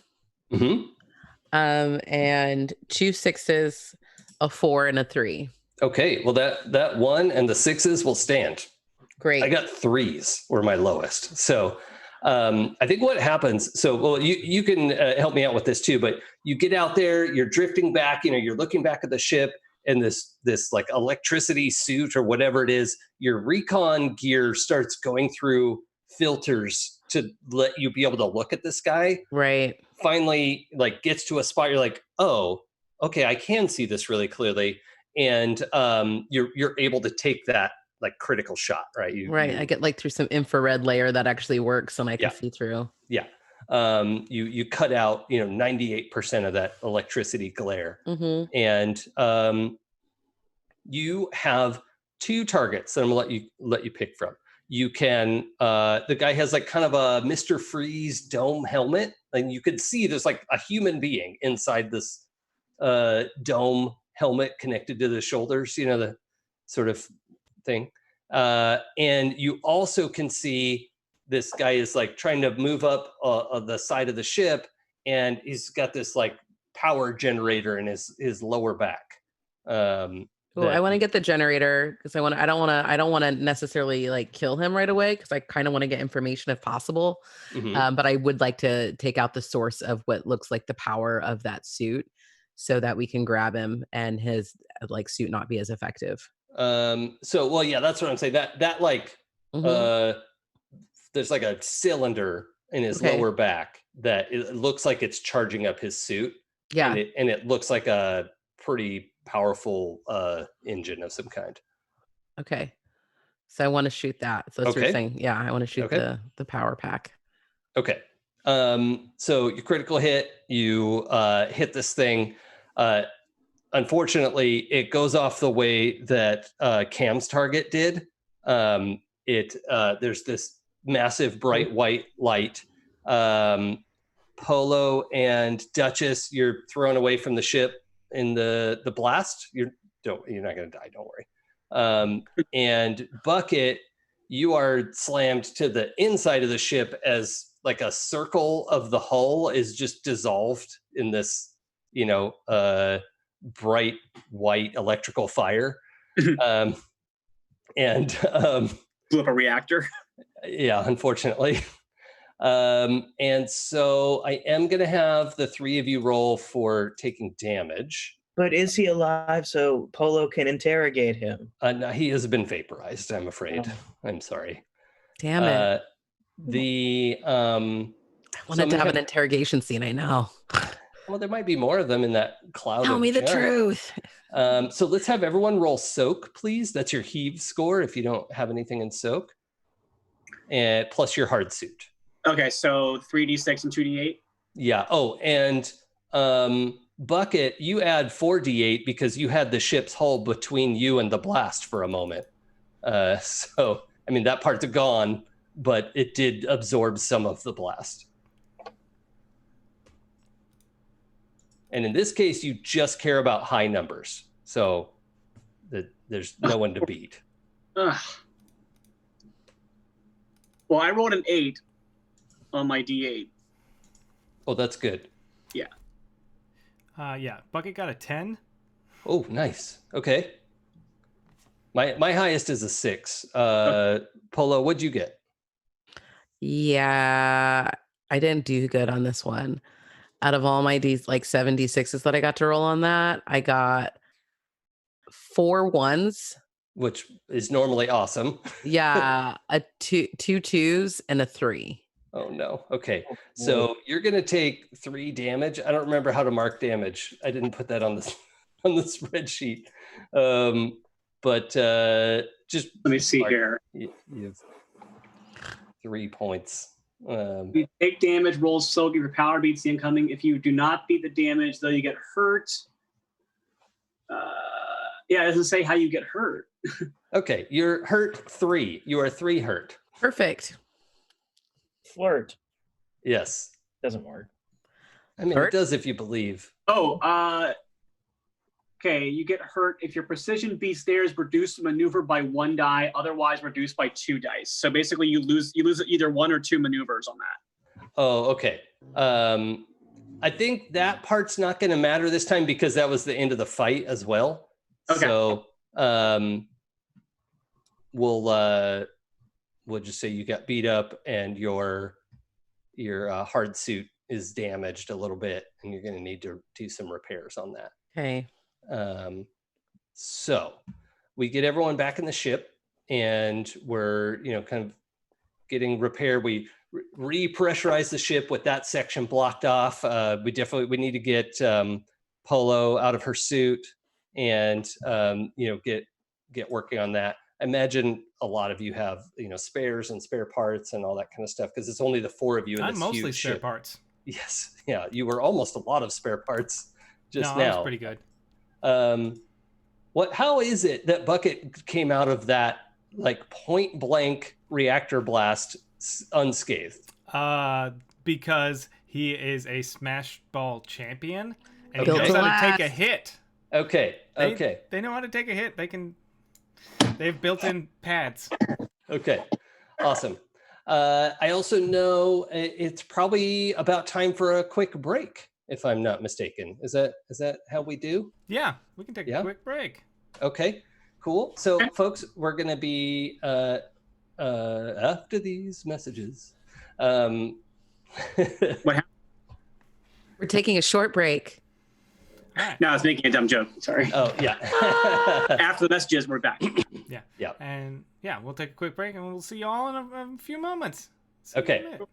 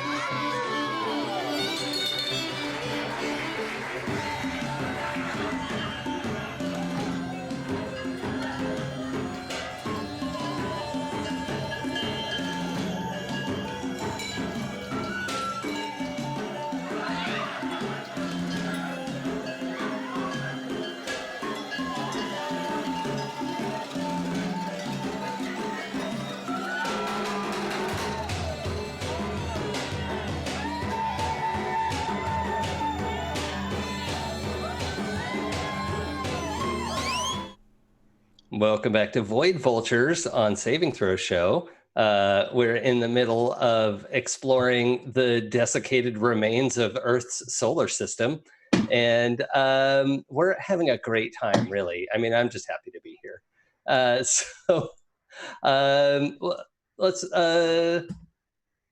Let's see. What do y'all usually do after break? You don't reintroduce yourselves, right? Yeah. Hopefully they already know who we are, and if not, hopefully they can read. Yeah. They don't know who I am. They can go to hell. Yeah, we don't break Broken Pact, so I don't really know. We kind of cool. So anyway, here we are. We're playing these characters. We've got let's see. Well, let's go through this a little bit because it's the system we haven't seen on screen a bunch. The Void Vultures. Polo is our miscreant recon expert. Duchess is our cat lady who is very principled and great with a vibroblade. Captain. Bucket, the smash ball sports star robot, and that's tremendous. I really love that portrait. And Cam is the anarchist punk rock, definitely not Marine. the least Marine that anyone has Marined. So he's Tom Cruise at the tail end of Born on the 4th of July, not at the beginning. But I have legs. Oh. Okay. I forget. Did he lose his legs in that? Yeah. Okay. He was shot in the spine. Yeah. So he's basically the same again. all right. You all fought off a couple of electro-suited assailants that came out of this tumbling ball of debris somewhere near the Earth and Moon orbit. Not real near, but that was your experience so far. You have eliminated that particular pair. The computer is now primed to watch for that kind of energy signature. And as you're moving away from this tumbleweed, the computer is pointing out like, oh, we could see lots of these things fluttering around. It's almost like people are living in there. It's like you could see a dozen signatures as you're leaving, and you're not that close to it. So yeah, that's a thing. And then something that happens that hasn't happened in 6 weeks, a broadcast signal washes over. It is something moving at light speed, so it's definitely just a regular old radio signal. You all have faster than light communications. You could communicate with Alpha Centauri if you wanted to, but this signal washes over. It's a plain old radio signal. It is embedded as an SOS signal, and it is essentially it's not a recording of like, please send help, we're being overrun by the rat ghouls. It's just the like, this settlement needs help sort of automated thing. It's not a ship distress, it is a settlement distress of like a space station type thing. And it is pretty far away from here. It's way out in the asteroid belt. However, if you all are listening for it, and one of the few people actually in space, you might be able to get there first. You have a hole in the side of your ship, which is only a medium problem in space. It's speed honestly hole. Like slightly inconvenient, but it's not like there's drag. So the only drag is the drag you brought with you to dress up. So I thought you were going to say is Cam, but you know. Oh, no, that's not wrong. He's a drag. I love this tension between Polo and Cam. It's my favorite. Okay. So this is a fairly unique, I mean, in 6 weeks, you've not detected any kind of signal like this. What do you want to do? Well, the way I see it, if we go there and rescue them, then great for us. But if they're already dead, which is more likely, then we have salvage rights. If we take our time, we might not have to save anybody and just get our stuff. Ooh, but if we take time, someone else gets there first and they have salvage rights. I see your point. Mm-hmm. Riley, we can't hear you. Sorry. I think if anything else, we want to get out of this field as fast as possible because we want to get going before these guys decide to recoup or to regroup and come after us. So and reactivate because they're trying to hide. I think that's not a bad course of action, Captain. Let's. Yeah, I say we head to the colony and we get there as fast as possible. Agreed. And can I just say, it never ceases to amaze me the depths that humanity will sink to in order to survive. It's quite honorable. Thank you. Tenacious parasite. Do we have any big bada booms? Oh, like on the ship? Ship missiles? Like big. Boom Probably power. not. Can you make something? I have enough stuff like raw materials to maybe put something together out of our cargo? I mean, if you wanted to, you could maybe turn some of your oxygen or hydrogen supply into an explosives of some kind, but I think generally you're traveling with stuff that doesn't use ammunition. Like it's laser bolts and beams and energy weapon kind of stuff. Okay. Is my guess. I'd like to blow. I'm okay with us turning any amount of our onboard oxygen into a weapon. All of it if we need to. I think we'll hold off on that for now, Bucket, but I appreciate your enthusiasm. Okay. I don't think that we have enough to blow. This thing was the size of a ship that was significantly bigger than us. So I feel like even if we used our entire supply of gas and stuff, I don't think we could blow the whole thing up. I think we just make a small shake in its sphere and its overall debris field. Okay, never mind. Because Jason said it was so big that it's like starting to form its own gravity. Mm-hmm. So I feel like I don't know if we'd have enough on our ship to do that much damage to it. But are enough of those triangles, butterfly men clustered close enough together to cause a chain reaction if we were to shoot their packs? I think the space is big enough that even if you caught a couple of them, they would go off, but it's not like they're so dense in there that it would, wipe out the whole thing. Now, and here's the thing: if we want to turn the mission into wipe out the Katamari ball of death, we could do that, and we'll go figure out a way to do it. But just from like as a passing, like, oh, okay, lob the one torpedo into the exhaust port that's only 2 meters wide, that's probably not going to work. But we definitely can swerve and make this the job of like taking out this thing. It's not worth it. Well, for what it's worth. Yeah. We're not soldiers, we're scavengers, so I feel like we just want to get out of here with our hides intact and get to the nest. It is loosely drifting in the direction of the Earth-Moon orbit, but it's not like it's propelled. It's just, yeah. And we know from history that Earth and the Moon have been like destroyed anyway, right? Like they're not inhabitable anyway. Well, you all kind of did a flyby, and you can see there are people warring. And there are explosions, there are nukes going off, but yeah, there's no radio communications. There's nobody really. You're like, hey, let's pull over and talk to those guys and ask for directions or something. Like, no, it's like everyone is in a war, losing a war, or winning a war. Like there's just no, it's all war all the time. All right. Then I guess we should go to where there might be people need saving.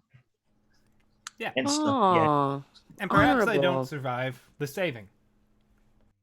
It's fine. I'm completely fine with that.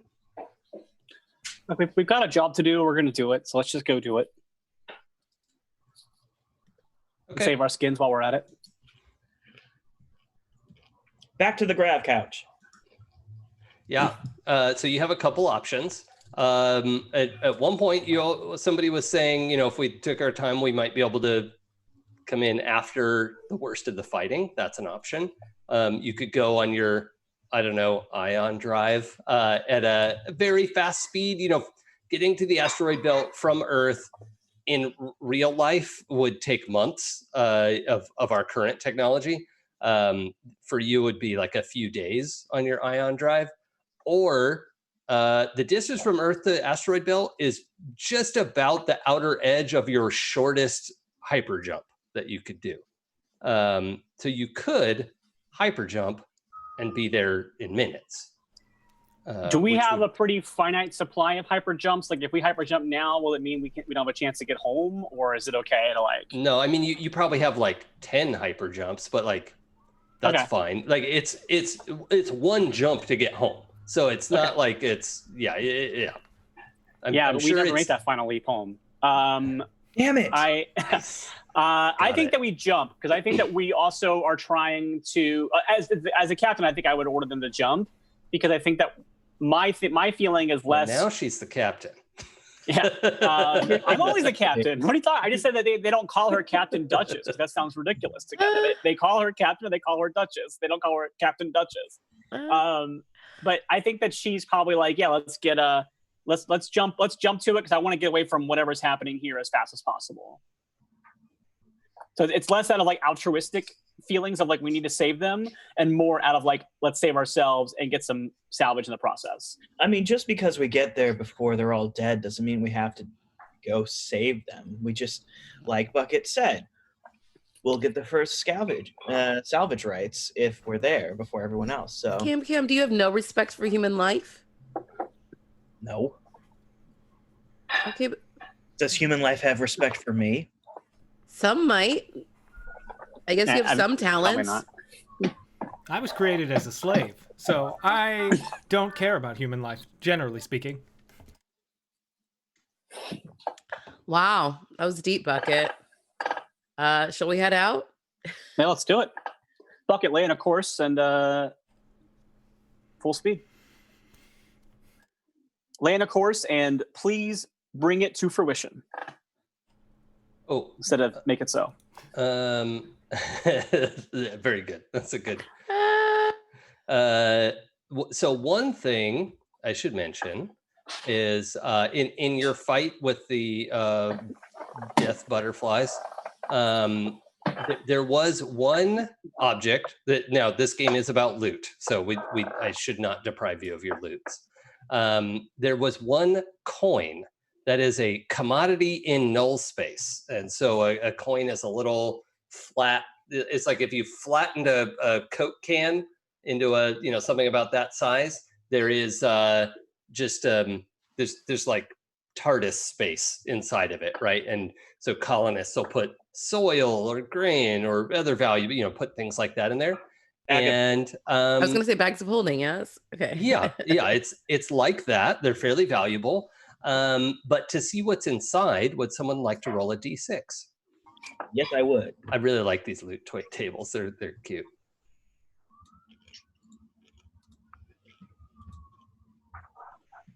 2. Okay, you have extremely valuable, extremely fertile soil.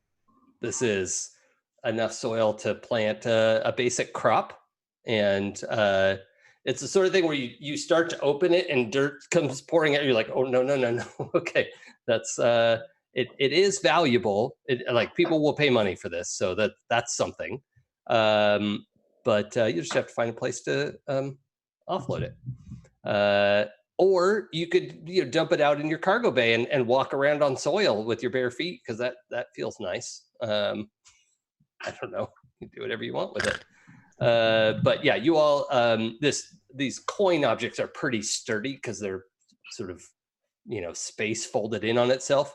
So it survived the blast, and this guy was carrying around a coin full of very arable soil.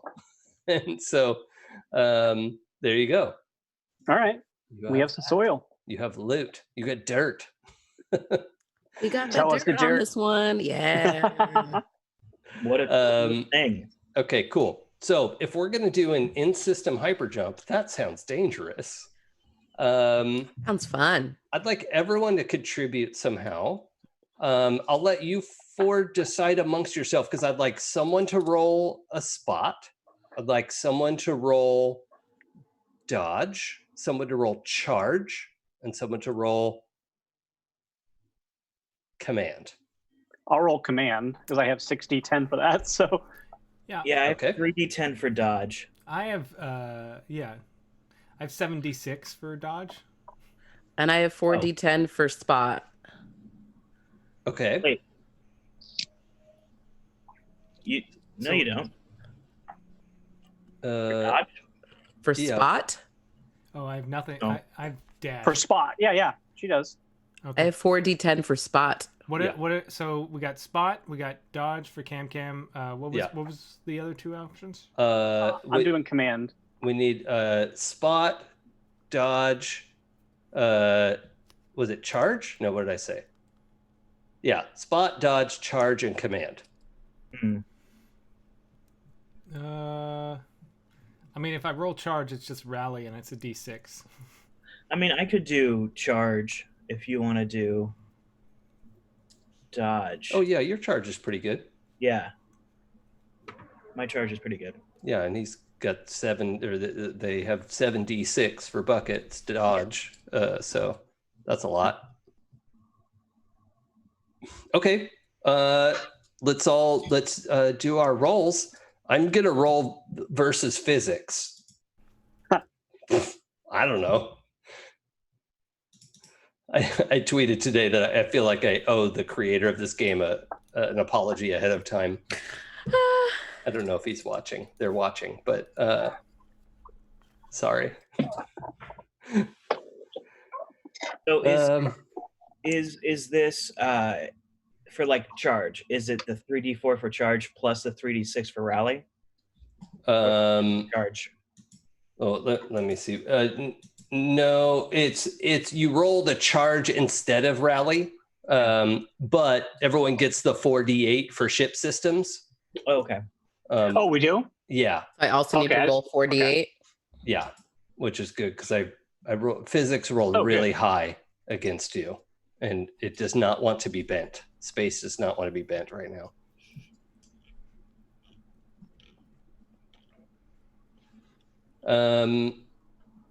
So who all has ones?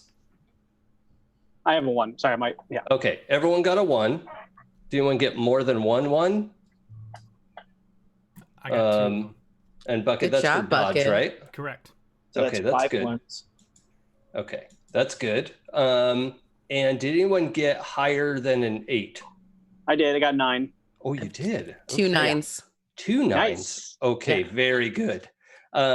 So as the group, you're able to compact the challenge, but Polo, I want to know what happened. What did you roll?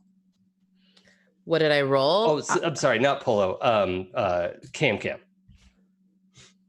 What did I roll? Yeah, The highest I rolled was a 7.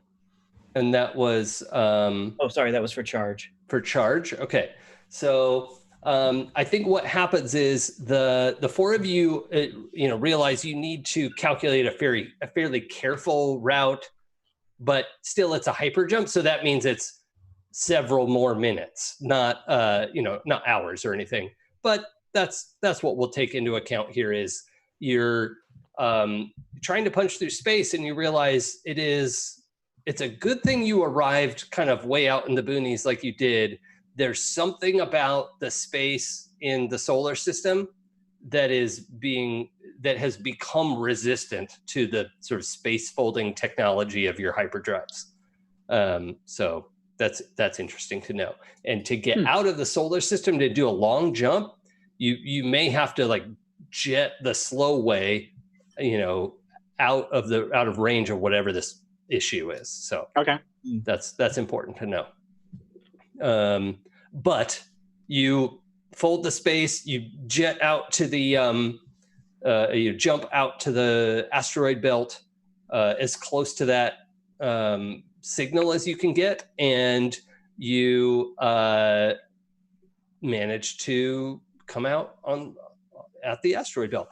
And you come out at what looks like a massive facility, right? There's a ship that basically looks like I'm trying to think of what that thing is. This is a ship. It's a big rectangular thing with a big old mouth and grabbers that it has coming in. And nearby there are 8 asteroids that have been linked with like domes and tubes. And so there's this sort of network of asteroids that are hooked up together, that is a living facility. And it looks like this asteroid eating like manufacturing facility ship is like making its way toward that living facility, right? So this thing is slowly like Pac-Man. Yeah, it's Pac-Manning its way. Does it seem like an actual attack, or does it seem like a machine going haywire? Yeah, it seems like a machine on the drift, really. Okay. Like just doing the thing that it's supposed to do. But yeah, I mean, there could be somebody in like piloting it, and it just goes real slow, like Austin Powers Steamroller. Yeah. Yes, Eric. Way to recreate. That was great. So there's kind of 2 avenues here. We could go, discover that thing. We could go over to the living facility. What do you want to do? What do you do? We should take out the machine. There might be some worthy salvage on there. Yeah, I mean, that machine is almost as big as your whole ship, and it almost certainly has some things in it that would be useful to you. The machine itself could be very useful and expensive. Also, I should note, thank you, Tony, sending a reroll to the players, which is the wrong thing to do. But they also apologized in chat, and I accept that apology. That's kind. They apologized for giving it to you all instead of me, which I think is good. I think they did the right thing. I really do. I support you. So you all have a reroll that you can decide when you want to use that. That's fine. I will also let you as a group decide.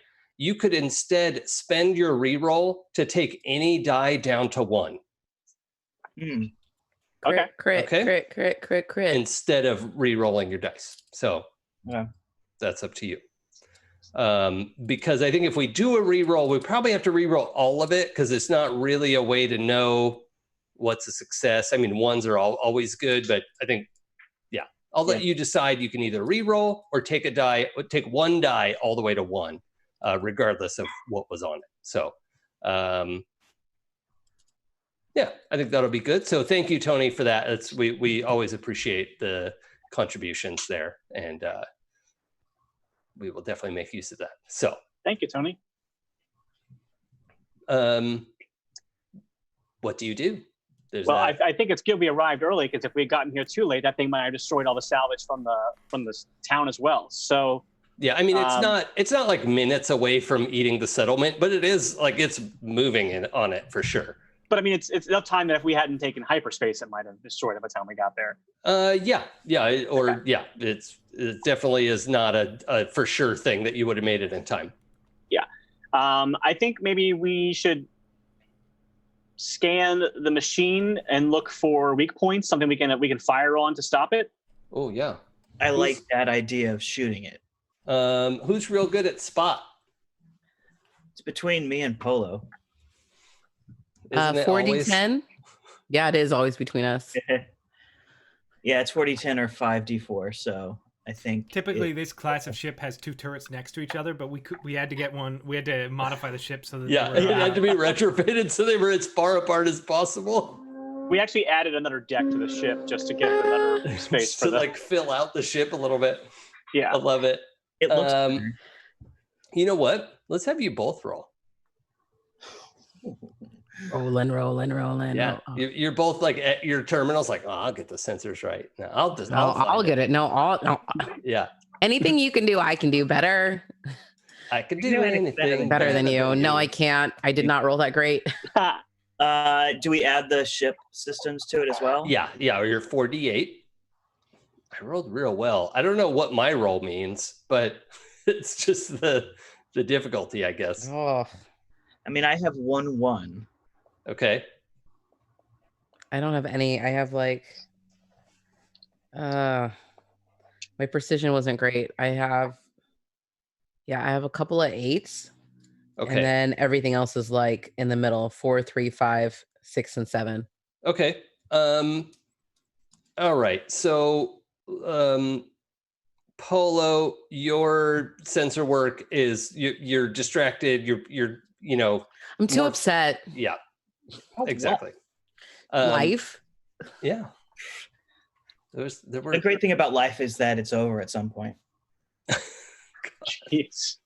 Especially all you're such an optimist. Thanks, Bucket. So Cam, your scan, what was it exactly you were trying to find about the asteroid eater? Weak points. Okay. So you are able to definitively determine that this thing doesn't have weak points. It is the just the massive construction equipment and it's not even a windshield. It's what? It's not even. I'm sorry, a space shield. Whatever you think the viewport. It appears to be automated. And it does not have windows because I've got 3 1s over here. So it's either there aren't any weak points or you weren't able to discover them. And on top of that, this thing is not moving fast. It's not suddenly racing towards you, but your ship has been flagged for reclamation by this huge machine. Cool. It is, flashed a signal to your ship to say, yes, I have acknowledged your request for reclamation. I will get to you when I get to you. Okay. Please wait there, and I will come eat you. Can Bucket speak robot to it? Well, that seems disrespectful. Yeah, that seems. Yeah.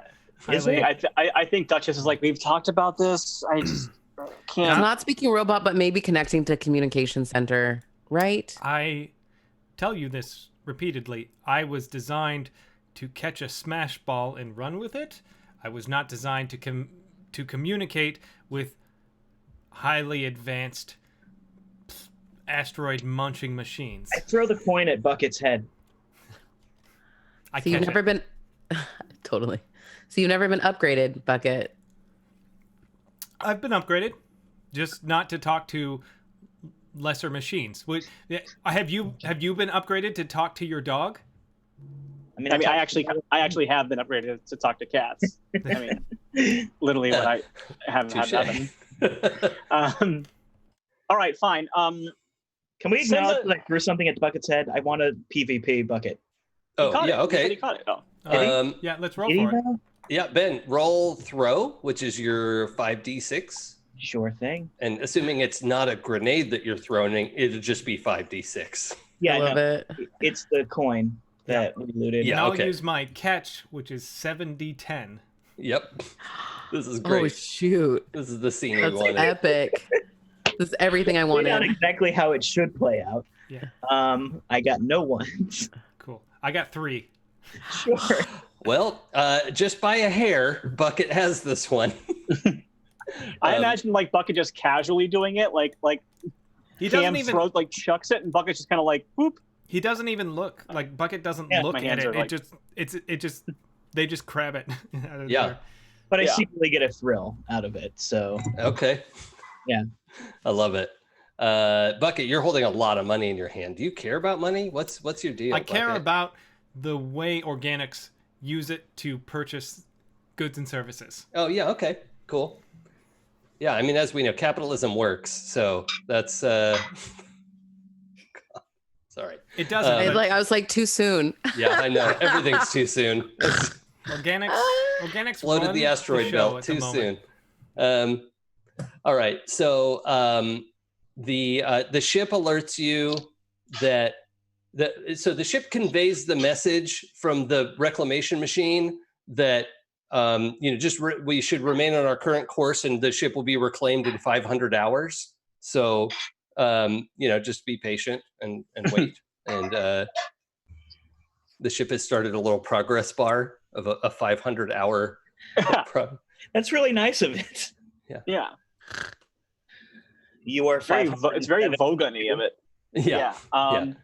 I think I go, maybe we should move out of that path. And I try to signal to the habitat, like the actual like station, to see if anyone there is responding to comms. Like, I know the stress signal was automated, so I'm trying to hear if anyone's still alive down there to talk to us. Yes. The good news is, though, when a distress signal goes off, their comms are no longer encrypted, or you don't have to hack into it to communicate with them. So you connect to their, point-to-point laser receiver. So you're not like broadcasting your conversation everywhere for all the other vultures that are certainly on their way here. Yeah. You get actually laser comms. There's no reason for them to be scratchy and hard to hear. So you get a perfect crystal clear connection to a guy you get like a video call to a guy who is looks pretty like worn out, but is in a hard suit, like has a sort of armored space suit on, but his helmet is off. And he looks into this video call and says, I can't believe, did you actually get our signal? We just sent it. We did. We were in the area. That's incredible. The chances are, well, can you offload us? We're hours away from, probably more than, a lot of hours. But hours. Yeah. Is there a way to stop it? Is there a way to shut it down? Well, we tried to research it. We sent some people over there, and only one of them came back, and he said they weren't able to get in. Then what happened to the other ones? They went in, but they went in the front part. Oh yeah, we don't want to do that. Yeah. Yeah, that's the bad way. Yeah.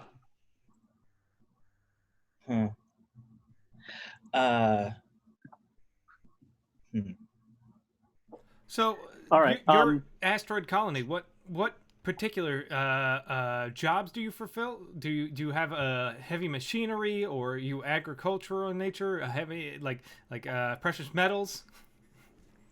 Oh well, we're primarily mining precious metals.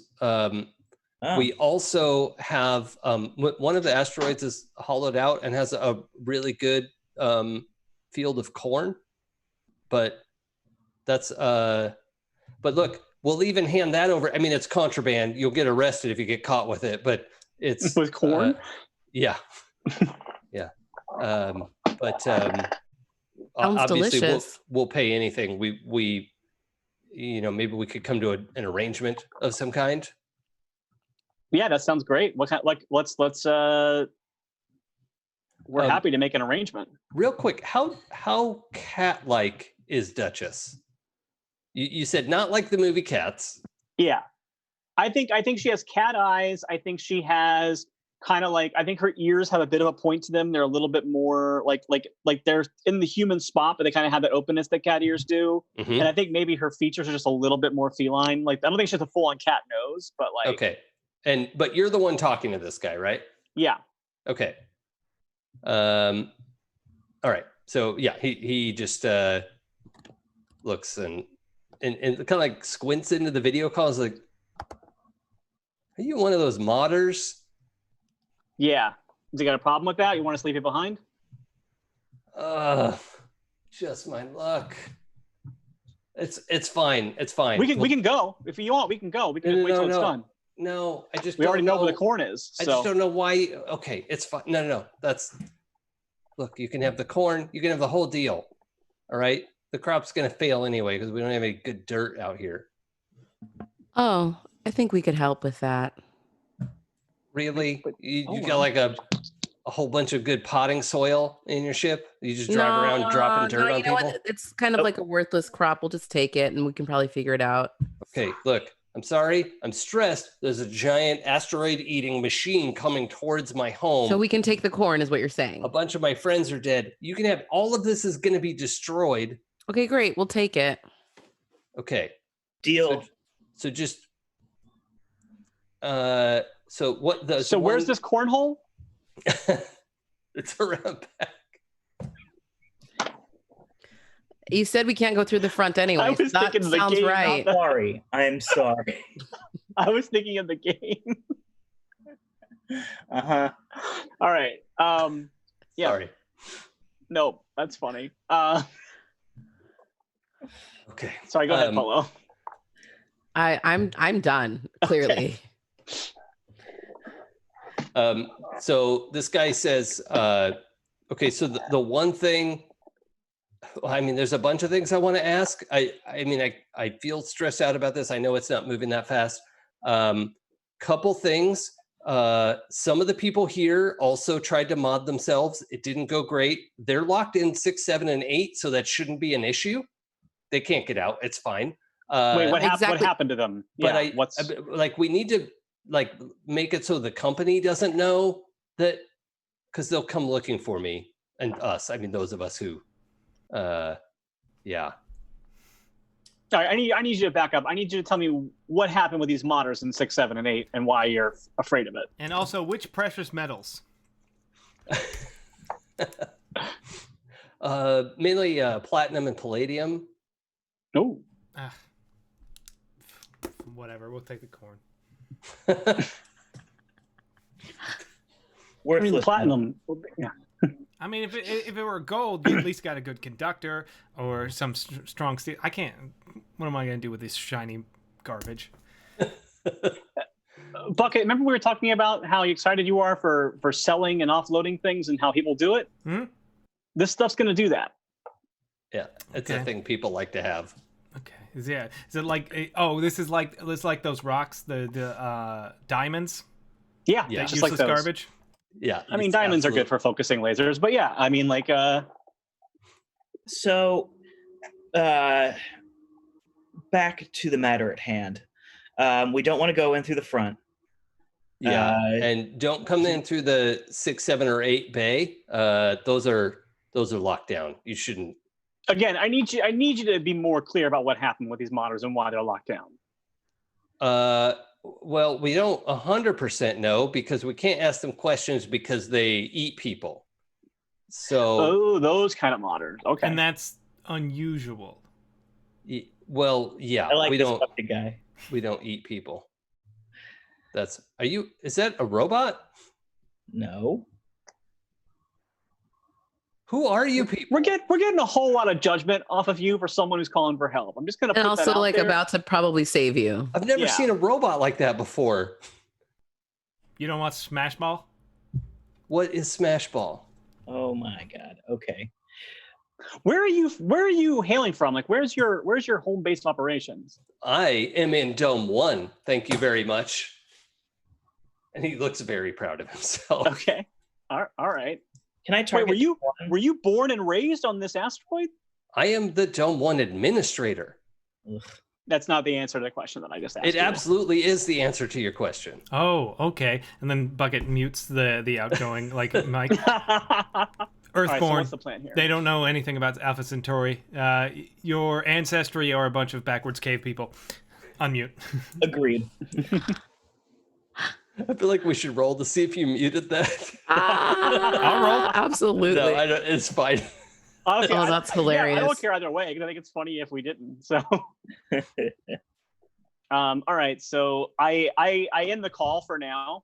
Okay. And I look at the crew and I go, so what do you want to help these people? You want to help these Hicks, or do you want to like let it roll through and then pick up the pieces when they're done? Well, it's going to destroy everything if it rolls through. Yeah, that's a good. Not really going to be much left. The but- core might be there. The way I see it, based on just the size of this colony, the resources it has, the profit could be very high. And if they don't like what we do, we turn them into the authorities, because clearly they were into some sort of genetic research, which is illegal in this part of town. So we have all of the advantages and none of the disadvantages. They make a good point. Thank you for the calculations, Bucket. That's what we're here for.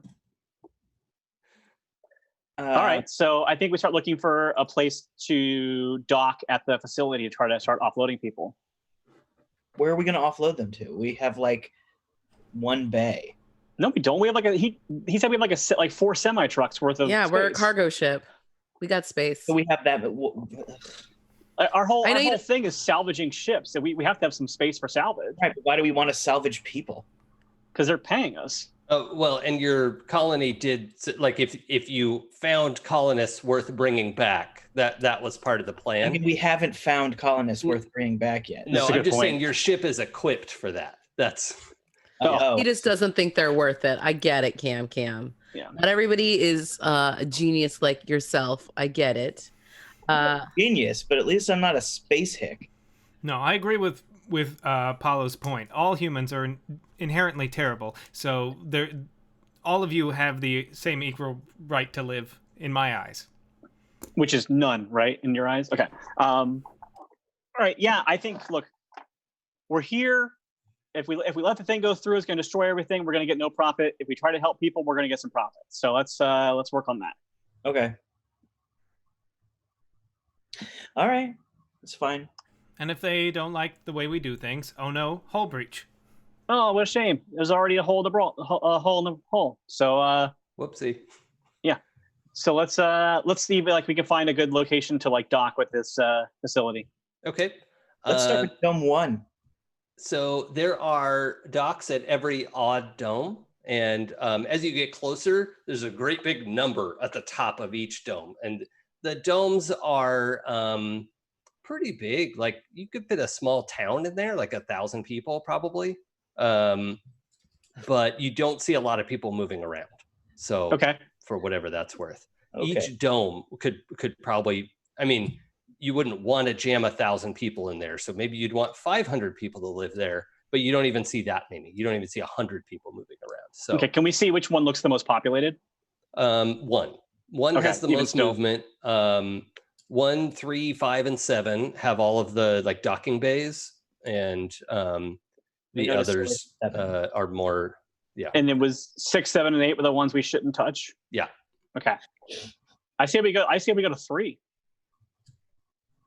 We land at 3, and that way 5 and 1 can get people our way, but we're not just prioritizing the.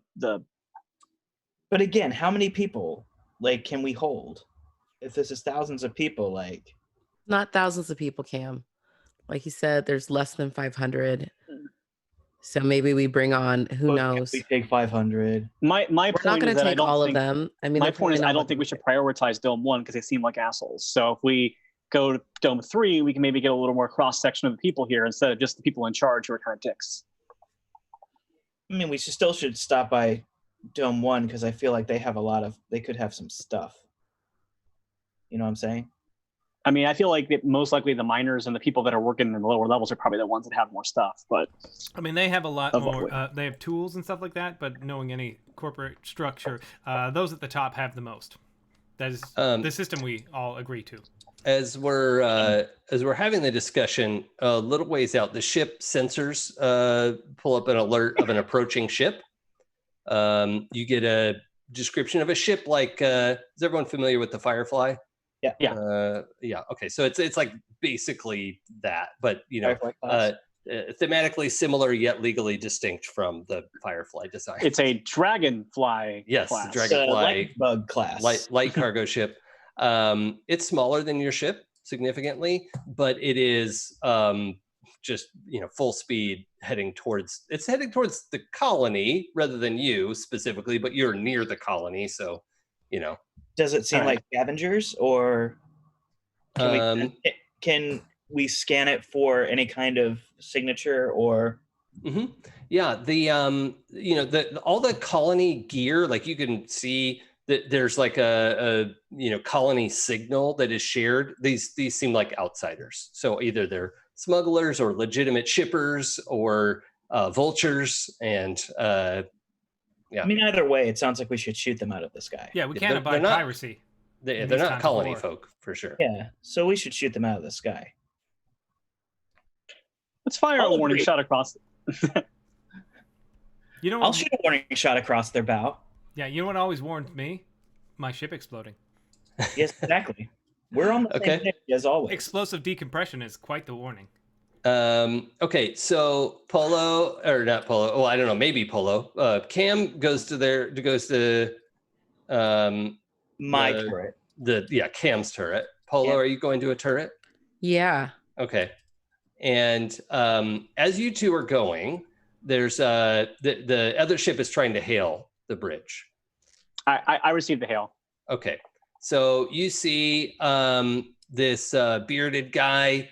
He it's like trimmed, he's just got a big bushy beard, and he's looks like maybe 60, and he says, hey, we're claiming salvage here, so just clear on out. Well, no, we were here first. We already got this claim. Yeah, well, you're not doing nothing, so We're moving in. We're on the way there. No, get out of here. yeah, well, you're gonna have to be quicker than that. Oh, Oh, well, we'll be quick. Cam, go do your thing. I'm already there. I'm already in my turret. I was commanding you to do it. That's what I was saying. Okay. Yeah. Well, actually, sorry, but before we do that, I wanted to give Duchess a chance to do an intimidate roll. Okay. And I'll also roll some dice. Okay. Oh, not that many. That's crazy. Am I just doing straight up dice, or am I using ship systems or anything like that? Or No ship systems, I think. So it's just your Cool. command. 66. Oh wow, that's a lot. Oh well, I got a 1. All right, my lowest is a 2. Oh, okay. But do you But want to he's use a token? Can you use a token? Oh yeah, Oh, I will that's use true. a token. Yeah, I'll use a token. okay. So yeah, you get it down to a 1, and you find yourself kind of in a stalemate with this guy, but he's hesitating, and that's enough. Like he could have just like gunned it and tried to jet in there, Yeah. but he's hesitated long enough to give Cam a chance to get a shot off. So, Okay. Cam, let's go ahead and have you roll. Okay. 5, 1, 2, 3, 4. Man, I don't want this game to be Okay, over. so I got 1 1. Okay, And I got 0 ones. okay. So I got 1 8. Oh my, that's a lot. Okay, so you blast through the side thruster as this thing is trying to come into the docking bay. Interestingly, it was aiming for the Dome 7 docking bay. That was also the closest to where it was coming in. Right? Oh man, we could have got eaten by zombies. The ship skews sideways, and I guess it depends. There is some time as it's like skewing a bit. If Polo, if you wanted to take a shot at this thing spinning, or Cam, if you wanted to take another shot, it's kind of out of control at this point. Yeah, I tried. I didn't get any ones. Oh well, I don't have a resist at this point, so it's you're just shooting ducks in a barrel. All right, Nope, well, that's not the analogy. Cool. I got Ducks in a barrel. I got 2 2s and 1 8. Okay. Then the 8 is good. I think you take out the other engine as this thing is spinning. You're like, bam, got it. And this thing goes spinning into what should have been a landing bay, crashes through the doors, smashes glass open, lots of stuff, ejected into space as this dome loses pressure. And this thing is like lodged sideways in the landing bay, and then that pressure blew out the dome. So Dome 7's open. Yeah. Well, so much for those modders. All right, let's land a dome. Modders like floating through space to see what they look like. Yeah, you see some, and they're still moving. They're in some kind of, it looks like a mix of organic and mechanical a hard suit. Not really sure what's going on with that, but it looks like, is some of it bone? It looks like it's like, yeah, I don't know. It's hard to tell from here. And they can survive in space. Oh, because they're in a hard suit. All right. Yeah, but they're like special hard suits. Yeah, they don't look like normal hard suits that you buy at the store. I don't want to deal with those people. Suits. This whole thing is starting to give me a bad vibe. Let's just go as far away from that as possible. Let's lock it Dome 1. Are you saying you don't have a great feeling about this? Yeah, I'm saying that my feeling about this is a negative one. Yeah. Okay. Nice. Yeah. So we're just playing till midnight tonight, right? Because this is fun. No, I know we're not. That's just a joke. Yep. Okay. So you wanted to swing into Dome 7? No. Oh, Yeah, we're gonna head to Dome 1 and go ahead and dock. Oh, okay. So you head to Dome 1. You have some of the back and forth with the administrator there, and you're able to land. And when you land and get out, you realize the administrator comes to greet you and is sort of being kind of formal and is introducing you to people, and you realize he's introducing you to holograms. And most of the people you saw moving around are flickery holograms. And, this is a trap. Well, he's coming up to greet you, and hello, thank you for coming to rescue us. He is not. Okay. But he is disheveled. His hard suit looks 10 years old, maybe, and probably hasn't taken it off in that long. There is a smell. He doesn't have his helmet on. He has the helmet with him, but there is an odor. Oh. Rotten. Oh, that's especially bad on the old. Okay. Are you the only one here? No, I'm here with all of my friends, and we're no. Those are projections. Are you the only one that's here live? And in person and in flesh? No, but I'm about to be. And he leaps at you, Polo. he bares his teeth. Turns out he has very sharp-looking teeth. He's a modder. Yeah, and he's coming one for you, tough Polo. modder. So Polo, here's the deal. You can roll smack, and we'll see who rolls highest, or you could roll dodge and just try to get out of the way. That's up to you. I'm gonna smack him. Okay, so we'll see who rolls. Oh, you have a really good smack score. Uh-huh. Okay. That's so why I chose it. roll smack plus your hard suit. Okay. And I will do the same. The bonus for my sharp teeth. The game has rules for mini bosses and bosses and like how to stat them all out. And so it's actually really fun. Okay, I have a 1. He just I have 2 1s. leaps for you. Oh, well, okay, awesome. So he leaps for you, teeth bared. He's has gloved hands in his hard suit, right? But he's jumping across the space. He's probably jumped 10 feet to get at you, which is, just from a standing Impressive. jump. Yeah. And there's artificial gravity here, so that's something. What is your counterattack? My counterattack? Yeah, because you won.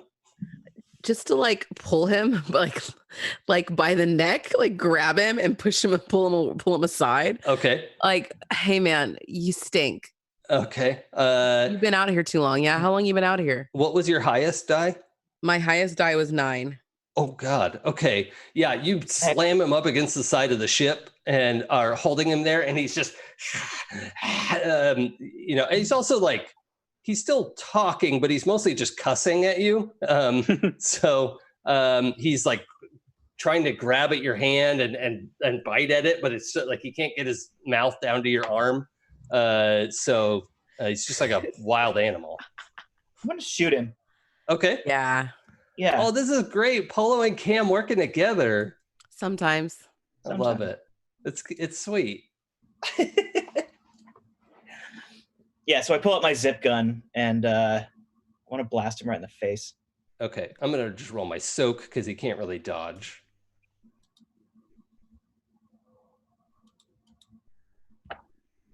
All right. So I do got a 1. Okay, I only have 1 as well. But what's your high?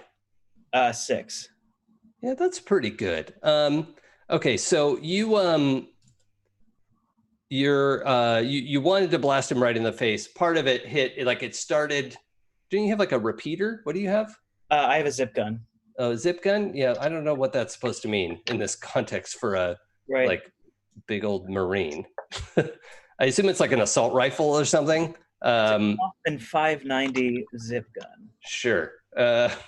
It's probably a recoilless assault rifle for space fights. Yeah, it looks like it's according to just Googling what a zip gun is, it says like it's a crude homemade firework. So it sounds like it's probably a gun that he put together himself as opposed to yeah, because you salvaged it. Yeah. Right. Okay.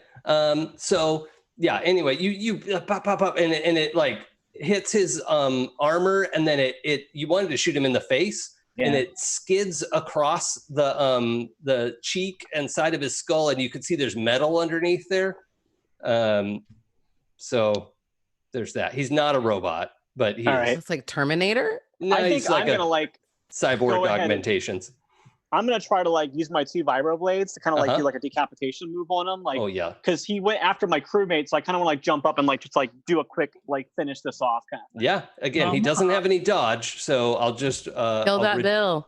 I'm gonna reduce my soak by a die. Get rid of my things. Okay, so let me go ahead and roll my. This is a smack move, right? You said swords are smack. Yeah. Cool. Okay. So I have smack plus your sword is like 2d10, I think. Yeah. That's a lot. Okay, my lowest is a 2. Yeah, I think we're just going to go with that because it doesn't make sense that he could get out of the way. And what's your highest? 9. Oh yeah. Okay. Yeah. His head comes clean off. You saw through it. You could see he was essentially a modified, a cybernetic modified human being. So, do I get a token for protecting another? Yeah, you do. Sweet. Definitely. And Yeah, his head bounces, rolls across the landing area, I catch and you catch it. Your souvenir. I'm taking that body with me. I'm gonna see. Is it still alive? It has a few seconds. Yeah, it has a few seconds of trying to chomp you. Can we? Okay, so if he's the only one here, is there a way that we can like use the thrusters on our ship to kind of try to push the asteroid away from the path of this thing coming at it? Yeah, I think that seems pretty reasonable. Just to move it sideways, and then you can just to give ourselves some steamroller of doom. Yeah, just to give ourselves some time to actually go through it and salvage what we can from it. Yeah. Okay. I like that. I mean, more scavengers are going to show up, but yeah. Well, I mean, more scavengers showing up for something that exists as opposed to having to rush out before something destroys it. It seems better to us. Yeah. I want to like access any like computer terminal that will tell me like where the good stuff is. Okay. Let's have you do a spot roll, no, actually, it's probably hack. Yeah. Okay. I'm guessing that cornhole is probably not very useful at this point. It's probably all dead corn now. No, actually, let's see how this hack roll goes. All right. You could. I hope we save the corn. Get your tech kit into this. Good. All right. Plus tech kit, which is 2d6. Okay, I got my lowest was a 1 and my highest was a 6. Okay, yeah, you managed to break in. This guy had done away with the security logins because he was tired of putting his password in. So you're able to get through that. You get you sort of decipher this Wait, can I make a pitch?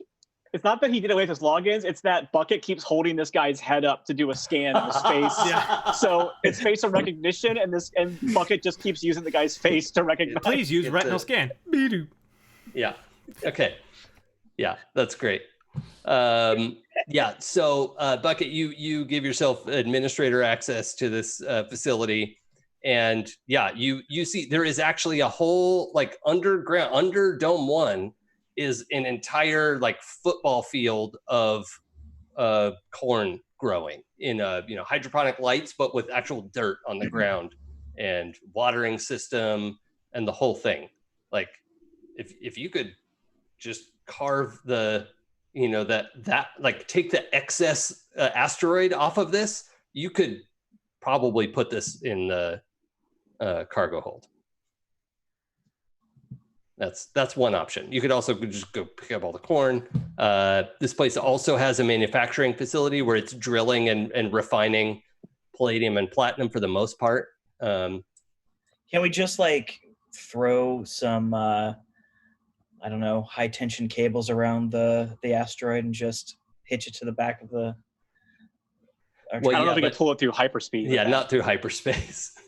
But yeah, you could certainly tow it somewhere, dismantle it, have all the time of the world to do that. So yeah, I think we would do that. Yeah, you all are. Yeah, based on the distance, roughly 13 light years, basic current projections, we could get back home in at least 5,000 years. So I should still be within at least half of my half-life. So I'm fine with that. Yeah, I'm not sure anyone's going to be there to trade with at that point. Well, there are other robots. There was the robot revolution happened in Alpha Centauri. That's fair. Yeah. By that time, most organics will be wiped out. So, can we? I think we're going to do the thing where we take the facility out of the way. But is there a way that we can put a dummy beacon on domes? So 7 is gone, but what about dome 6 or 8? So that if more scavengers come, they're going to try to go to 7 and 8 instead of. I have full admin access with this plan. What's that? I said I'm 100% on board. Oh, okay. Yeah, I thought you said you object. Yeah, you too. That's what I thought. I was like, wait, what? As an anarchist, even though this is an anarchistic plan, I should be against it because it's now the status quo. So you see a little. Yeah.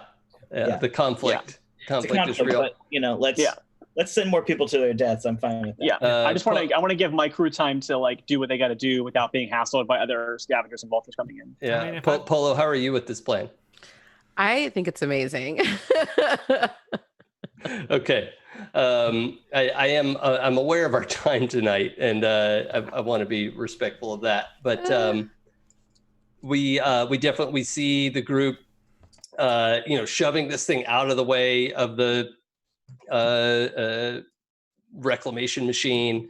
The machine like lets your ship know, like, I have seen that you've moved. It will now be 500 more hours before I get to you because I have to change course. And it's like helpfully alerting you that Can we alert the machine to salvage that needs to be picked up in near the Earth and Moon system? Oh yeah. It acknowledges the records that you gave it. It was like, oh yeah, that looks like salvage. I will go clean that up. Oh, you know what it looks like? Did you all see Wall-E? Yeah. The little guy who's like with the little roller it's like thing. A reaper. It's a corn reaper in space. Yeah. Yeah, exactly. It's more of an asteroid reaper. Yes. Yeah. Asteroid reaper. But you send that off into it just, you like overwrite it and say, okay, go pick up that pile of garbage, then reclaim the ship. As it's like, okay, I'll come back and destroy you. So we just sent it to like go eat the people that attacked us earlier. Yes. Yeah. I mean, it'll get there in a couple years, but it'll. Yeah. In 5,000 years, this robot arrives at Alpha Centauri. It follows our ship. Oh no, the World Eater has arrived. That's their problem. That's their problem, and your problem in the future, Bucket. That's future people problems. So that's Void Vultures. I like this game a lot. I've been wanting to play it ever since I found it. I love anything where you get a random roll that feels fair, which is really hard to do. Like I think Traveler actually does a pretty good job, and I think this is a pretty fun job. So I just was very excited to play this with you. So this is really fun. Oh, good. Really I'm fun glad. game. Yeah. I like the setting too. Like I like the concept of it. I'm a fan of the kind of like slightly harder sci-fi element to it.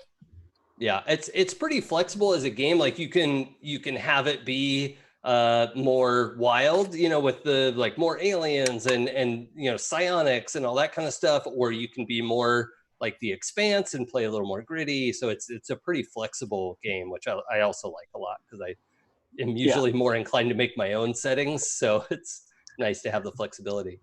The only thing I like about it is I feel like it really requires you to have a lot of dice handy. And like I'm someone who usually has a set or two or at least three, just because like I want to have like, especially like with D&D and you're rolling a lot of like rogue rolls, like you want to definitely have your like sneak attack dice ready to go. But I also don't feel like I typically have 15 D6s around. Right. And I feel like when it's starting to be like this many D10, this many D10, I feel like, okay, how much dice do I need to have ready to go at any given time? Yeah, it's definitely that. I think from a designer point of view, it hit this thing that's always in the back of my mind of like, how can I use all these D&D dice? Because I don't like D&D is not my favorite game. So I'm always looking to use these dice in other ways. I'm like, this is a game that uses almost all those dice. So if you have all those dice, yeah, how satisfying is it to roll 15 die at once? Oh my God. That's It's true. like click clack heaven. Yeah. I mean, that's what I love about Shadowrun. You just back up your dump truck of dice. Oh my God. And just keep those D6s going. Yeah. And I guess if you're playing at a table and you're not as pressed for time as we are now, you could also, it's like, if you have like 3 dice, you can re-roll them and just keep track of what you've rolled so far. Yeah. Right.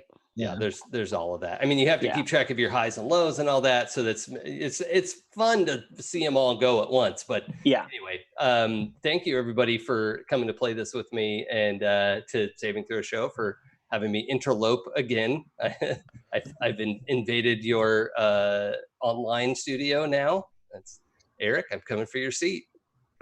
One day. One day. Well, it's here. It's for my back. So let's go around and just say our goodbyes, I guess. Terry? Oh, hey guys. That was super fun. Thank you again, Jason. I'm Terry Gamble. You can find me at the Terry Gamble on Facebook, Twitter, and Instagram, or at terrygamble.com. You can find me on Tuesday nights at Saving Throw Show playing Pirates of Salt Bay. I play a pirate with a heart of gold, very different character than I played tonight, so I love that. And you can find me On the Fridays, I have a podcast that I'm on called 12-Sided Stories. That is a bunch of actual play with fabulous soundscapes and sound effects. We're playing Otherworld London right now and the Call of Cthulhu Gaslight craziness. We're in our 3rd season right now. So listen to the old ones and then hop in, or just hop in on season 3, whatever you want to do. Well, I'm not your though. boss. Yeah, I binged it like halfway through season 2. I binged through all of Otherworld London, and I've been a huge super fan ever since. Oh my God, thank you. No, it's wild. West does crazy stuff, with so does with the sound effects, and so it's like fully like soundscape. It's like listening to old time radio, which is what I love about it. Yeah, it's like a radio play. Full on. And so production value is really high and super fun. Mondays, I am at Horror Movie Survival Guide, scary movie podcast. Talk about scary movies every week. It's been a real grab bag lately. We've just been doing, I think, a lot of stuff, whether we subconsciously or I don't know, consciously or not, a lot of isolated type of stories. We've been covering lately. I don't know whether that's just because horror movies often have weird isolated places for their settings, but it's been really fun. So check that out at Horror Movie Survival Guide, wherever you listen to podcasts. Is that everything right now? I think so. Popping over Happy Jacks a little bit, doing some of the advice show on Fridays here and there, and hopefully guesting on some more shows over there too. Yeah, that's it. Cool. Riley? Hey, you can find me on Twitter at Riley J. Silverman, Instagram at Riley Silverman, and you can also check out back episodes of The Broken Pact on you can go to Saving Throws. I think you can go to their YouTube page and find them. They're also on Wizards YouTube page. And then, hopefully we'll be back. We don't know. And then also I am currently on an actual play podcast for the Doctor Who RPG, and I play the Doctor. So you can check that out. It's called The Game of Rassilon. We are currently in our 2nd season, and it's me and Dan Peck, also from Saving Throw Show fame, and Ben Padden and Michael Nixon. And we actually just released a new episode today where we actually introduced our version of the Master into our story. Oh, cool. So we're very excited about that. And so check that out. It's the Game of Rassilon podcast. And we've been doing it now. And if you have a live play game and you want someone else for it, let me know. I'll be happy to do it. Awesome. D&D's giving me role playing games are giving me sanity during this time of need. So yeah, I'm happy to do more of it. Eric? Hey everyone, my name's Eric. You can find me on mostly Eric on all social media platforms, which is also my Twitch handle, where I stream 5 days a week playing a lot of video games. I just started playing through Mass Effect, so this was right up my alley. I didn't realize when I was like, oh, this is I'm very much sci-fi today. You can catch me, like Terry, on Tuesdays on Pirates of Salt Bay here on Saving Throw Show. And you can catch me on, there's this Twitch channel called It's Probably Okay, run by some real jerk. But he's doing this like Spider-Man game where we're doing, it's called Return to the Spider-Verse. And I play Man Spider, the version of Peter Parker that looks spider. very much like a spider. I hate you so much. You're like, hey, you want to play in my fun teenage superhero games? I was like, cool, yeah. I'm Man Spider. Yeah, I have some regrets. Man Spider's the best, besides the 6-armed Spider-Man. Yeah, he's also becoming very popular in high school. Yep. No, it's actually a really cute story so far. We just got it started on it too, so it's not too hard to jump in if you want. And Ben. My name is Ben Dunn. You can catch me on this show whenever we do it. I also work for Hunters Entertainment. We just dropped our newest Kids on Brooms. That's so cool. Oh, nice. I'm so excited about this. Yeah. We just dropped that this week, so you can go over to, I think, Renegade and pick it up there. I'm currently also working on our newly announced Werewolf 5th edition. So nice. Yes. I'm waiting for that. I'm excited about that. Yeah, me too. So I'll have more information on that as we go. But always, go to the Hunters Entertainment page on Facebook for all that information. And currently, besides that, playing a lot of Animal Crossing. So if you want to trade turnips, go to Saving Throw Show's Discord. Find my friend request thing. I'll add you and come in. I thought maybe there was just like a turnip channel on the Discord. He's just got a rotating dodo code, so you can just show. Yeah, there needs to be turnip for what? Yeah. I regret. Oh, Jason. I know. Werewolf was actually the very first RPG that I played, so I'm like really excited to Ooh, have the yeah. edition coming out. I can't talk about it, but it's exciting. Nice. So.